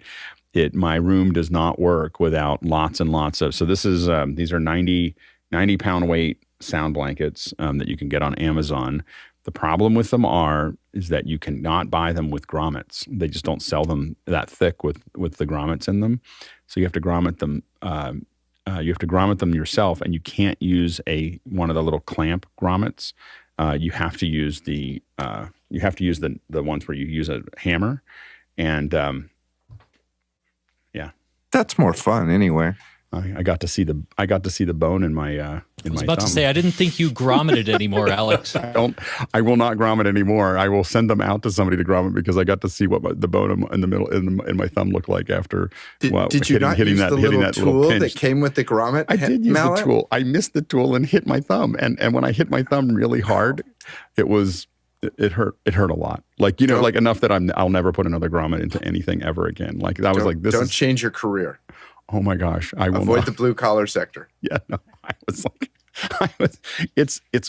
fiddly because you've got these two pieces and then you've got this thing, and so it's not like a normal hammering. It's like everything's moving, and you're kind of like I just didn't have a good space to do it in, and so I ended up really whacking myself. And so anyway, but these work really well. This mic that I'm using right now is unusable without the sound blankets, and they go.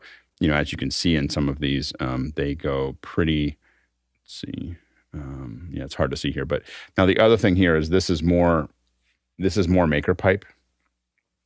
So this is 3 feet by 5 feet and the maker pipe is kind of like an adult erector set. Like you just go, I think I want a big thing. And then I just bought some diffusion on Amazon for like $18. There's nothing particular about it. This is a Nanlite. They're all Nanlite 68s, I think. So this is the one that goes over my head, and there's 3 of them back here that turn on there. And then the thing you can't see on either end is that I have got some mixed 60s that are pointed at this background here. Alex, I have a question for you. You were talking about pipe and we were talking about pipe and drape a while ago. Have you ever considered taking your packing blankets and putting them at 100% fullness and have them not quite so taut? I have. It would require more grommets. He's got grommetophobia. I'm like, oh, that's a lot of grommets. And so it's worked pretty well. I have thought about doing that. I let them be a little like they're not pulled taut, but I could. I feel like the sound is pretty good. Like I don't have a lot of reflection. It sounds pretty awful, and I'm going to need to hear that with full fullness. Blousiness or what happened was I built it out and I'm like, it sounds pretty good. By the way, the other thing that is important is that I'm worried that you think this sounds good. I really think you need more grommets. It's like more cowbell. You need more grommets. This, by the way, is something I bought on Amazon as well. It's a 12-foot. One of the first things that I do when I build a space is I put carpet in because it's just a really cheap. Like if you have something soft on the ground, it reduces a lot of unhappiness. All right, let's go to Courtney. Okay, unlike the rest of you, I don't have 16 cameras I can cut to, but I did take a still shot at the beginning of the day here. So this is what I'm looking at, and this is in a living room. My house is, over 100 years old. And as a living room, it has the original wiring with screw-in fuses and and the original plumbing. So let's see on my Technostrator here. Let's see if I can see. Up here I have the newer light. And let's see. There's my camera right there, which is the Canon X M50 Mark II. I have my microphones here on a Neewer arm. For light, I've got this. This is a Neewer, and it's on. I use this. I have no room here. This is an HP printer up here that is the camera is backed right into the output tray, and if I print something out, it covers up the lens. So it's I got to be careful. And I use it as a gobo in front of this light to waste it as the light comes up from the window that's beside me. I pull that out and push it back and use the printer as a gobo to manage the light output out of that panel. The main monitor here is a 23-inch monitor that is hooked up to the main output of my computer. On the left over here is a portable monitor that's on a magic arm that is the output of the ATEM. The ATEM is sitting down here in the corner with my Rodecaster Pro. Sorry, I don't draw too good with a mouse. And it's sitting just on a rolling chair in my living room. And over here on the left is my comms, which is sitting on an old HP tablet computer with a touch version of comms on a magic arm. Down here underneath is the Dell and a big UPS that hopefully keeps me on the air when things go wrong. There is a Mac Mini, believe it or not, that's sitting right underneath this monitor. It makes a lovely monitor stand. And the keyboard for it is underneath this keyboard, so not a sophisticated KVM output. And then I have a fourth computer that comes in that's sitting over here, which is a Melee sitting on top of one of the others, that it comes into the fourth input on the ATEM. So that's my setup, and I'm sticking with it. It's great. It looks great. And this is my real living room behind me. It's not a slide. And if only you could turn a light on and off on those trophies in the back. I have that ability, but I will turn everyone's lights on and off across if I do it now. Next question. Do you want to go to next? I think next. Jesse. Yeah, Sorry, setup. Jesse. Yeah. Hello and welcome to stately Wayne Manor. I've got two shots for you. We're going to start at the semi-wide of this desk. And what you're seeing is I try to keep the desk empty because I do YouTube videos as well. So I want to keep the space for working and demonstrating stuff with cameras. You're not seeing it, but right under here is where we have the Mac Mini Velcroed to this desk. And over here is where we have all of our USB plugs Velcroed to the desk. And then down there, we've got our power brick Velcroed to the desk. We're using a Godox 60-watt bulb with 2 layers of diffusion and the big old egg crate filters. And we've got that gallery back there. I don't care for the flat colored background. That's we broke our light that does the textured background, and we're trying to get back to that. I think yesterday we saw some of the compression artifacting that was a result of having a flat color background. And we've got one more shot, and this is what the desk looks like. 2 monitors. Keep it pretty simple, clean. You can see that I've got my fill light over yonder, and behind me I've got that kicker light over my head, and that's how we achieve this image. Hey, I think Jesse, you win for sleekest setup. Like, this is a sleek. Yeah, go so ahead, Chris. Jesse, in the wide shot, am I seeing that you just didn't cut in the blue when you painted the back wall at the top? You just literally just roll it up and go, that'll do. Yeah. Is that what we're seeing? Oh, absolutely. That is. This is a good lesson. Roller stops. This is a good lesson for Knowing your building a frame. set. The only thing that matters is what you see. Mm-hmm. Yeah. What you're seeing is the edge of my expertise right there. That's awesome. It's so great. Let's go to Alexander. Okay, so I've turned on my cameras here. So basically, I guess let's just start with the other angles here. I'll try to, so I'm in a 1-bedroom apartment here. It's a little over 700 square feet. I'm going to start with the acoustic treatment here. Actually, let's just start, I guess let's start with the lights here. So I've got, because I have smaller, I'm slowly upgrading my cameras. The one I have right now is a G7, which is a micro four thirds camera. The other 3 cameras that I have are Panasonic Lumix point and shoots. So they have, I think it's nearly a 1/2 inch sensor. So I've got a lot of LED panels. I have these Chauvet cast panels. I have 8 of them and 1 Godox LED panel. All 8 of them are turned on right now. That's on the, oh, I'm just on the wrong camera. Why? I'm like, why isn't this? Okay. So there's what I call Studio B or set B, because I usually have guests sitting here. So I've got RE20 microphones, RE27 on the other side. I've got Prime Acoustic treatment panels all over the place. You can see they're all along the walls there. I have the Prime Acoustic ceiling panels there as well. And you can see my kitchen there in the back. And I even have some acoustic panels. We like to call that craft services. Yeah, craft services, exactly. So I have, I've got some, my Zoom isn't working for some reason. Oh, let me exit out of this mode. There we go. Okay, so I've got panels in the kitchen as well. I mean, this space is absolutely dead. I've put so much in there, even in the doorway, which is hard to see because it's underexposed. There's a panel hanging right above the door there. And then if we go over here, and let me zoom out.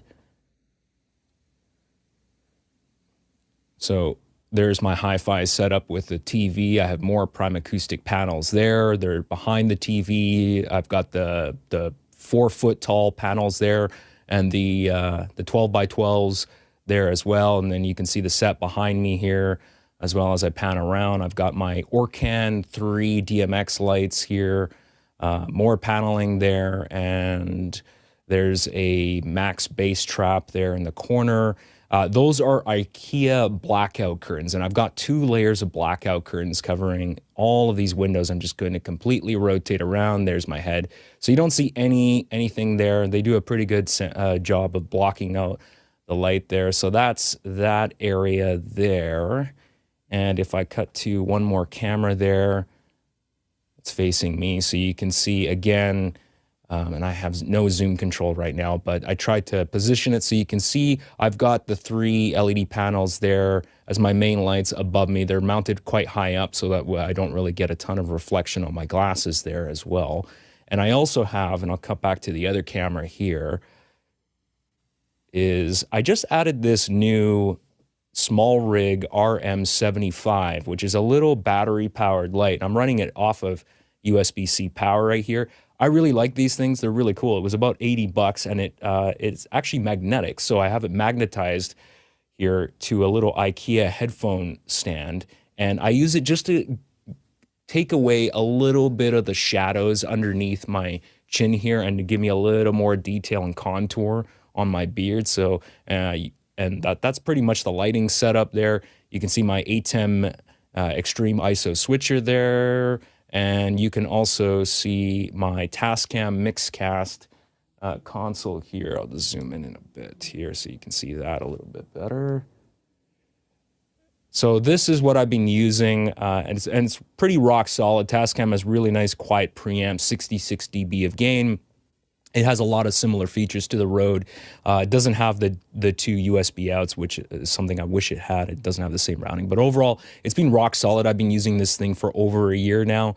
The desk that I have is made by a company called Glorious Desks. I think they're out of Germany, if I'm not mistaken. It's a pretty solid desk. I've got 2 radial power conditioners in the rack here where everything is plugged into. And on this side, I have a 1/4-inch Neutrik patch bay here where everything is wired to. And then a recent addition, I have a TestSmart 4x4 matrix, and I immediately regretted not buying the 8x8, but I'm stuck with that now. So that's what I have everything wired into, and that is pretty much my setup. You can see right here. There's the AKG C414 ULS just slightly out of frame on a Heil boom arm. I think that's the PT1, which is not connected to the desk. It is connected to this little IKEA side table here. I also have a little Elgato low profile here for my guests, which is nice. I'm slowly replacing all my mic booms with those. So that's pretty much the lighting and camera setup. I'm going to cut back to my main camera here. Hey, Hopefully Alexander, I didn't miss anything. can you show the shot with all the little acoustic square tiles on the wall above the TV again? Yeah. So are those hard to mount? How did you mount those? So they come with Prime Acoustic calls them impalers, these little metal plates that basically you just drill into the drywall. And because the back of the panels are a fiber wool board, they just plunk down right on top and impale the panel. Yeah, I have something very similar in my living room, except it's just pictures of my kids and my family. I don't think it has the same acoustic treatment as yours. I'll have to look into getting what you have. I missed one thing here as far as acoustic treatment is concerned.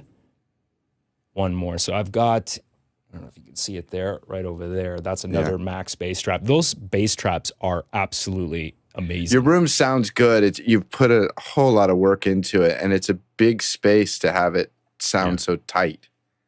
It's good. That's amazing. Good. Yeah, it's great. Courtney?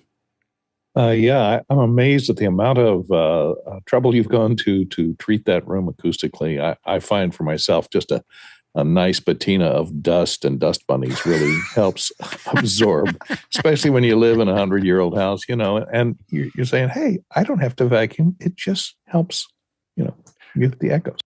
What's the reflective coefficient of dust? Does it depend on where you live? All right, we're running out of time. Let's go to Harshid. Harshid, give us a little tours. Yeah. All right. So right now you're just looking at through one camera, and I got this camera pointed at Bob. So just let me grab it. All right. So we're bringing this second camera around, and with this second camera, I'm gonna hold it right here and point down for 1 second. You might be seeing my interface and keyboard and that kind of situation going on here. So I got a Elgato low-profile boom arm that I'm using my SE Electronics, and I always talk about at mic check about the SSL2, the Solid State Logic 2. And let's see if I could give you a better shot of this by not messing this up, but I'm holding it up overhead. And to describe for my other blind viewers that might be seeing this later, it's an interface that's about a 7-inch box, maybe an ice cream box, you could say. On the top left-hand side, you got knobs and buttons. You have 3 buttons on, so you have 2 channels, 2 interfaces, or 2 microphones, or whatever you could put into. And on the left-hand side, you have 3 chiclet-style buttons, which is your 48 volts, your, I think that's a high-pass filter in the middle, and so on and so forth. And then below that, you have a knob that is your gain knob, and your 4K button that is so well known for the solid state logic stuff. Now on the monitor side, I just have my simple screen right there, and my laptop is on this other side. And to point downwards here, just I have a stand that I'm using to get it a little bit of air in there. I currently have the fan off for the show, but just, the red light's on because it's on air. As far as lighting is concerned, just basic lighting right there. That is a hue light bulb, and then to the right is another hue light bulb, which I match up. And then on the top and to the sides is a GE light bulb, which I use the snow white color for the, the Google Home app. And then as far as anything behind me, I have a Nanoleaf behind me, as you see the blue light over there. And that's basically the setup as far as share and comfort. I have moved from the last time you saw me. You were looking at me through a Yamaha and all that. That's great. Whoop, I lost you. Lost your audio, I think.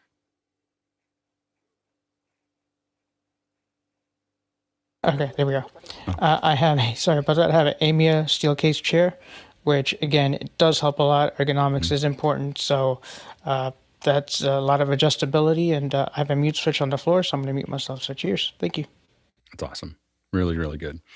Now we're going to jump into questions. We are running out of time, so I'm going to engage. I don't usually talk about time, but just let everybody know to be concise in their questions or in their answers so that we can get to them. We've got a lot of questions that stacked up on us. So let's go ahead and jump into the first question.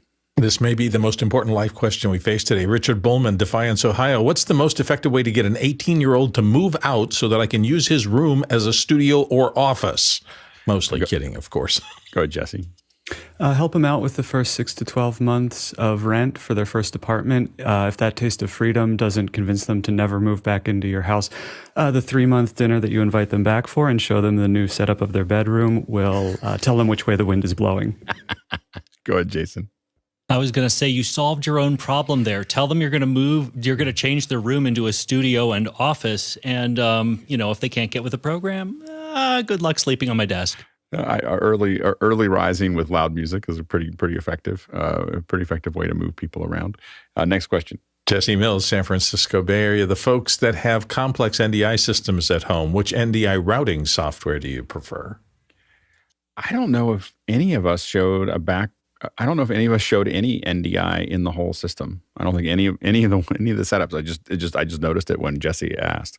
I don't think any of us are using NDI for our setups. Next question. Richard Bullman, Defiance, Ohio. Wasn't there some talk a while back about creating some entry-level preferred and advanced parts lists for setting up a home studio? We're working on it. The best we can do right now is just show you what we're using. But we'll definitely, I think that it's less about doing maybe a whole studio. And we did do a couple of those. And I think for Josh, if he's watching, is that we could probably bring those back and talk about those at least once a month or once every couple months. Have the 5,000 and the 15,000 and 50,000 and like, what does it take to do these different sizes, or the 1,000? I think that we've had a lot of people recently asking me like, what can I do for $1,000? And we kind of talked through that. Go ahead, Jason. There was a lot of talk about this, especially in the beginning, and you're not going to see those here. That's not an accident. And there's nothing wrong with that. But yeah, I think it would be good for a rephrase. Yeah, I think that'd be a good one. So we'll brainstorm more. Like I think probably it's 1,000, 5,000, 15,000, and 50,000, maybe $250,000, so people know what that looks like, what you would do. I mean, but again, it's not so much for you to have at home, but there's people here that are working on studios. One of the big things we have to remember is that studios are becoming a big, big deal at corporate because they're realizing they have to engage people online more than they did before. So that $250,000 you can use that up really quickly. You can soak that money up very fast. Next question. Peter Belbin in Houston. Jesse, I'm watching with SDR, and I find that there is a band of shadow that when you look directly at the camera, the shadow on the left side of your face, the fill side, is very dark, perhaps because the fill is too far behind you? Go, Jesse. We go a little bit extra moody in this studio. That's a preference. The other thing is that because I have a flat blue background, the compression, any compression artifacts are really obvious on a single monochrome background. And that's why we're building back out the textured background again, which we had before and then lost because I broke the light. Next question. Next question comes from Tom Ferguson in Phoenix. Chris, does the SoundDesk Virtual Devices Add-On play well with Loopback and Audio Hijack? Go ahead, Chris. All right, I'm going to get this right one time this show. LoudLAB-app.com is where you can learn all about SoundDesk. And when you scroll down, this is for you, Jason, if you just scroll, routing, mixing, blah, blah, blah, blah, DSPs, inserts, whatever, MIDI control, boom, SoundDesk Virtual Device Add-on, no more, click on that. Basically what they're showing is a matrix of all the apps, which apparently does exactly what I was doing when I showed you my Loopback. Tom, to answer your question, I have no idea. I haven't actually installed this yet. I invested all that time in doing it in Loopback, and I kind of like the idea of conquering the problem because I feel like once I do that, I understand it a little better.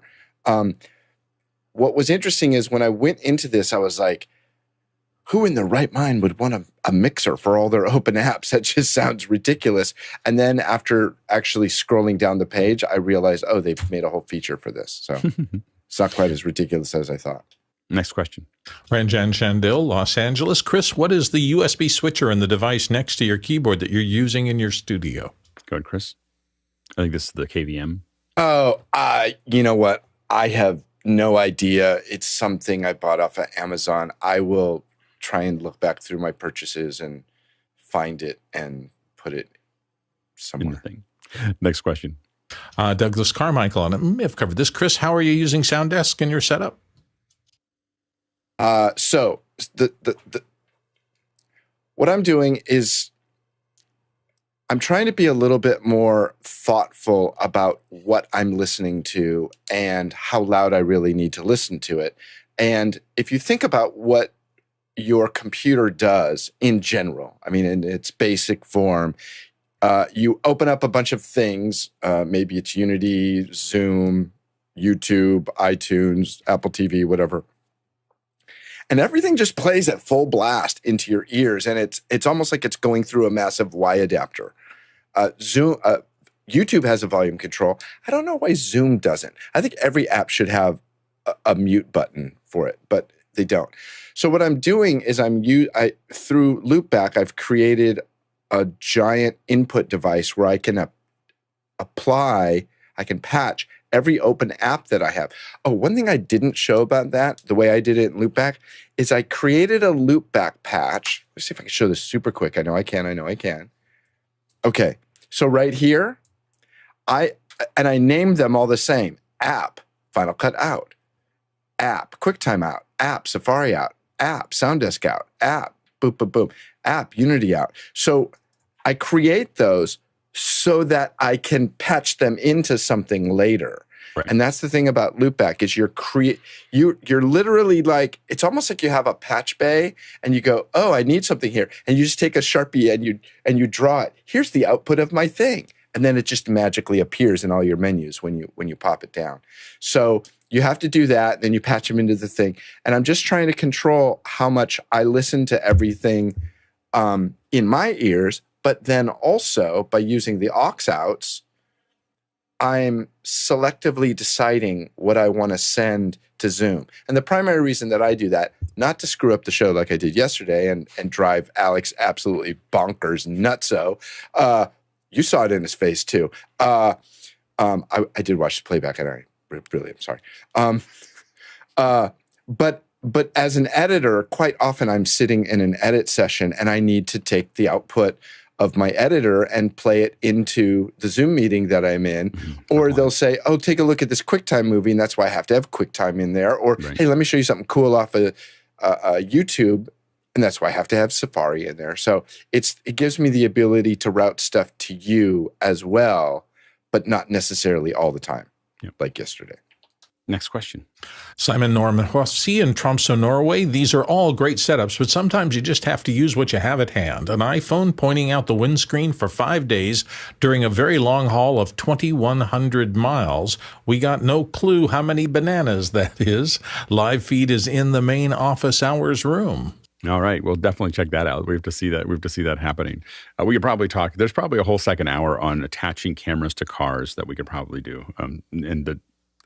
They're not, the suction cups and the mounting systems are specific. So we'll have more conversations about that. Next question. Paul Terry Wallace, Austin, Texas. Discuss your philosophy of cable management and cable connectors. You know, I have to admit that I don't use a lot of cable management at home, and the reason I do that is because I am constantly changing it. So it's just like it's almost on a weekly basis, I'm moving things around and rewiring them and everything else. And so I do number a bunch of things that go in and out of my studio because my Mac studio, because every Friday I take it down for the Michael Krasny show. So yeah, Bill, real quick. My philosophy is that whatever I do, I look at it later and I go, that wasn't good enough. I do love the troughs in some of these desks that are purpose-built for that, so you can lay cables in the troughs without having to bundle them in any form. Next question. Paul Terry Wallace, Austin, Texas. In your studio, can you roll your desks and gear around easily and change their positions? Go ahead, Jesse. Nope, that's the next build. Yeah, go ahead, Jason. Yeah, you bet your bottom dollar I can. It's one of the reasons I built this desk. Mm-hmm. Oh, there you go. Very good. Wow, that's crazy. That looks really good. Next question. And Tom, Douglas Carmichael. Tom, what is that European-style clock on your wall? Go ahead, Tom. That clock is made by Wharton, and here it is. We've got it on the wall, and it is also both NTP connected and PoE. I tried to find one of those about 2 weeks ago and couldn't find them anywhere. There's a couple of used places, but that's it. I use an iPad. An old iPad does that for me. Atomic Clock. Yeah, Atomic Clock by Gorin. Next question. Jesse Mills in San Francisco. Which sub $1,000 H.264 encoders that work with Companion are folks using? Jesse.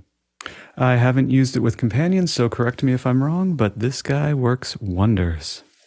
Yeah, I use the Elemental Link, which is $9.99, so technically under $1,000. There's still some usage costs, but that and doesn't. I don't know if it works with Companion, but it does work in the web. Next question. Douglas Carmichael. Chris, you've sold me on SoundDesk. Should I buy it from the LoudLAB site or from the Mac App Store? Go ahead, Chris. I did not even know you could get it off of the App Store. I would have done that. I feel betrayed, cheated. I'm angry, and my day's ruined. Thanks, Douglas. Yeah, I would do a little research. Sometimes when they're offered in both places, one is a little ahead of the other one. Like Resolve is a thing that you should never buy off the App Store because it's limited. And so, not that I've ever done that. Oh, I'm sorry. You said never buy it off the App Store. I thought you said never buy it. Oh, never. You should never buy Resolve off the App Store. Oh, goofball. Anyway, but I would generally I try to buy if as long as I'm sure that they're both in parity, I'll always buy it from the Mac Store because when you open up a new computer, you just turn it on and everything's all installed. I would never buy an app under, well, not never, but almost never buy an app under $100 that isn't on the App Store because specifically because I want to be able to install it easily whenever I turn on a new computer up. I wish I had it off the App Store. That would be much better. Next question. The last one for today, Jason Bache in Albuquerque says, Alex, what's your level of diffusion on that main rig? I assume he's talking lighting. I don't, I got this cheap diffusion cloth that I cut into pieces. There's 2 layers of them. So I don't know what the level. I don't even know how to measure is. diffusion if we're being honest. But it's two things of cloth that are between them. And that's, and so, yeah. Typically stops of light. Chris says 7. 7. It's a 7. I actually don't know what the answer is. It looks to me like it's about a 7. There you go. There we go. Could be a 6, probably 7. Yeah, there you go. I don't know what unit that is, but it's 37, 38, whatever unit. It takes. Yeah, exactly. All right. That was good. It was a good hour. Good first hour. Great questions, great answers, great second hour. So it was good day. And thanks so much to the producers. This is really great. We cut through a lot of great questions today. So it was fantastic. Really well done for the producers. And thanks to the panelists for being willing to show us what they're doing there and show us how it's all coming together and what they're working on. We can't do this without you. And of course, thanks to the great team that makes all of this possible. The development team, the management team, the production teams. There's a lot of people that put this together every single day. And we really appreciate your contribution. All right, let's go ahead and jump into After Hours. 69,000 miles, 112,000 kilometers. I'm really angry about that SoundLAB off the App Store. Clean shell. 632 million bananas. Not to mention the PSVR 2 is pretty awesome. It's right there. That was what I wanted to ask about. Is that 120 frames a second? 4K per eye, yes. Never see those fancy lights on camera, Jason. PS. Wait, it's the PlayStation, and is it standalone or do you need a PlayStation for it? I wish, Alex. I wish. No, you gotta have the PlayStation. All right. Does it have Parappa the Rapper on it? It's about to.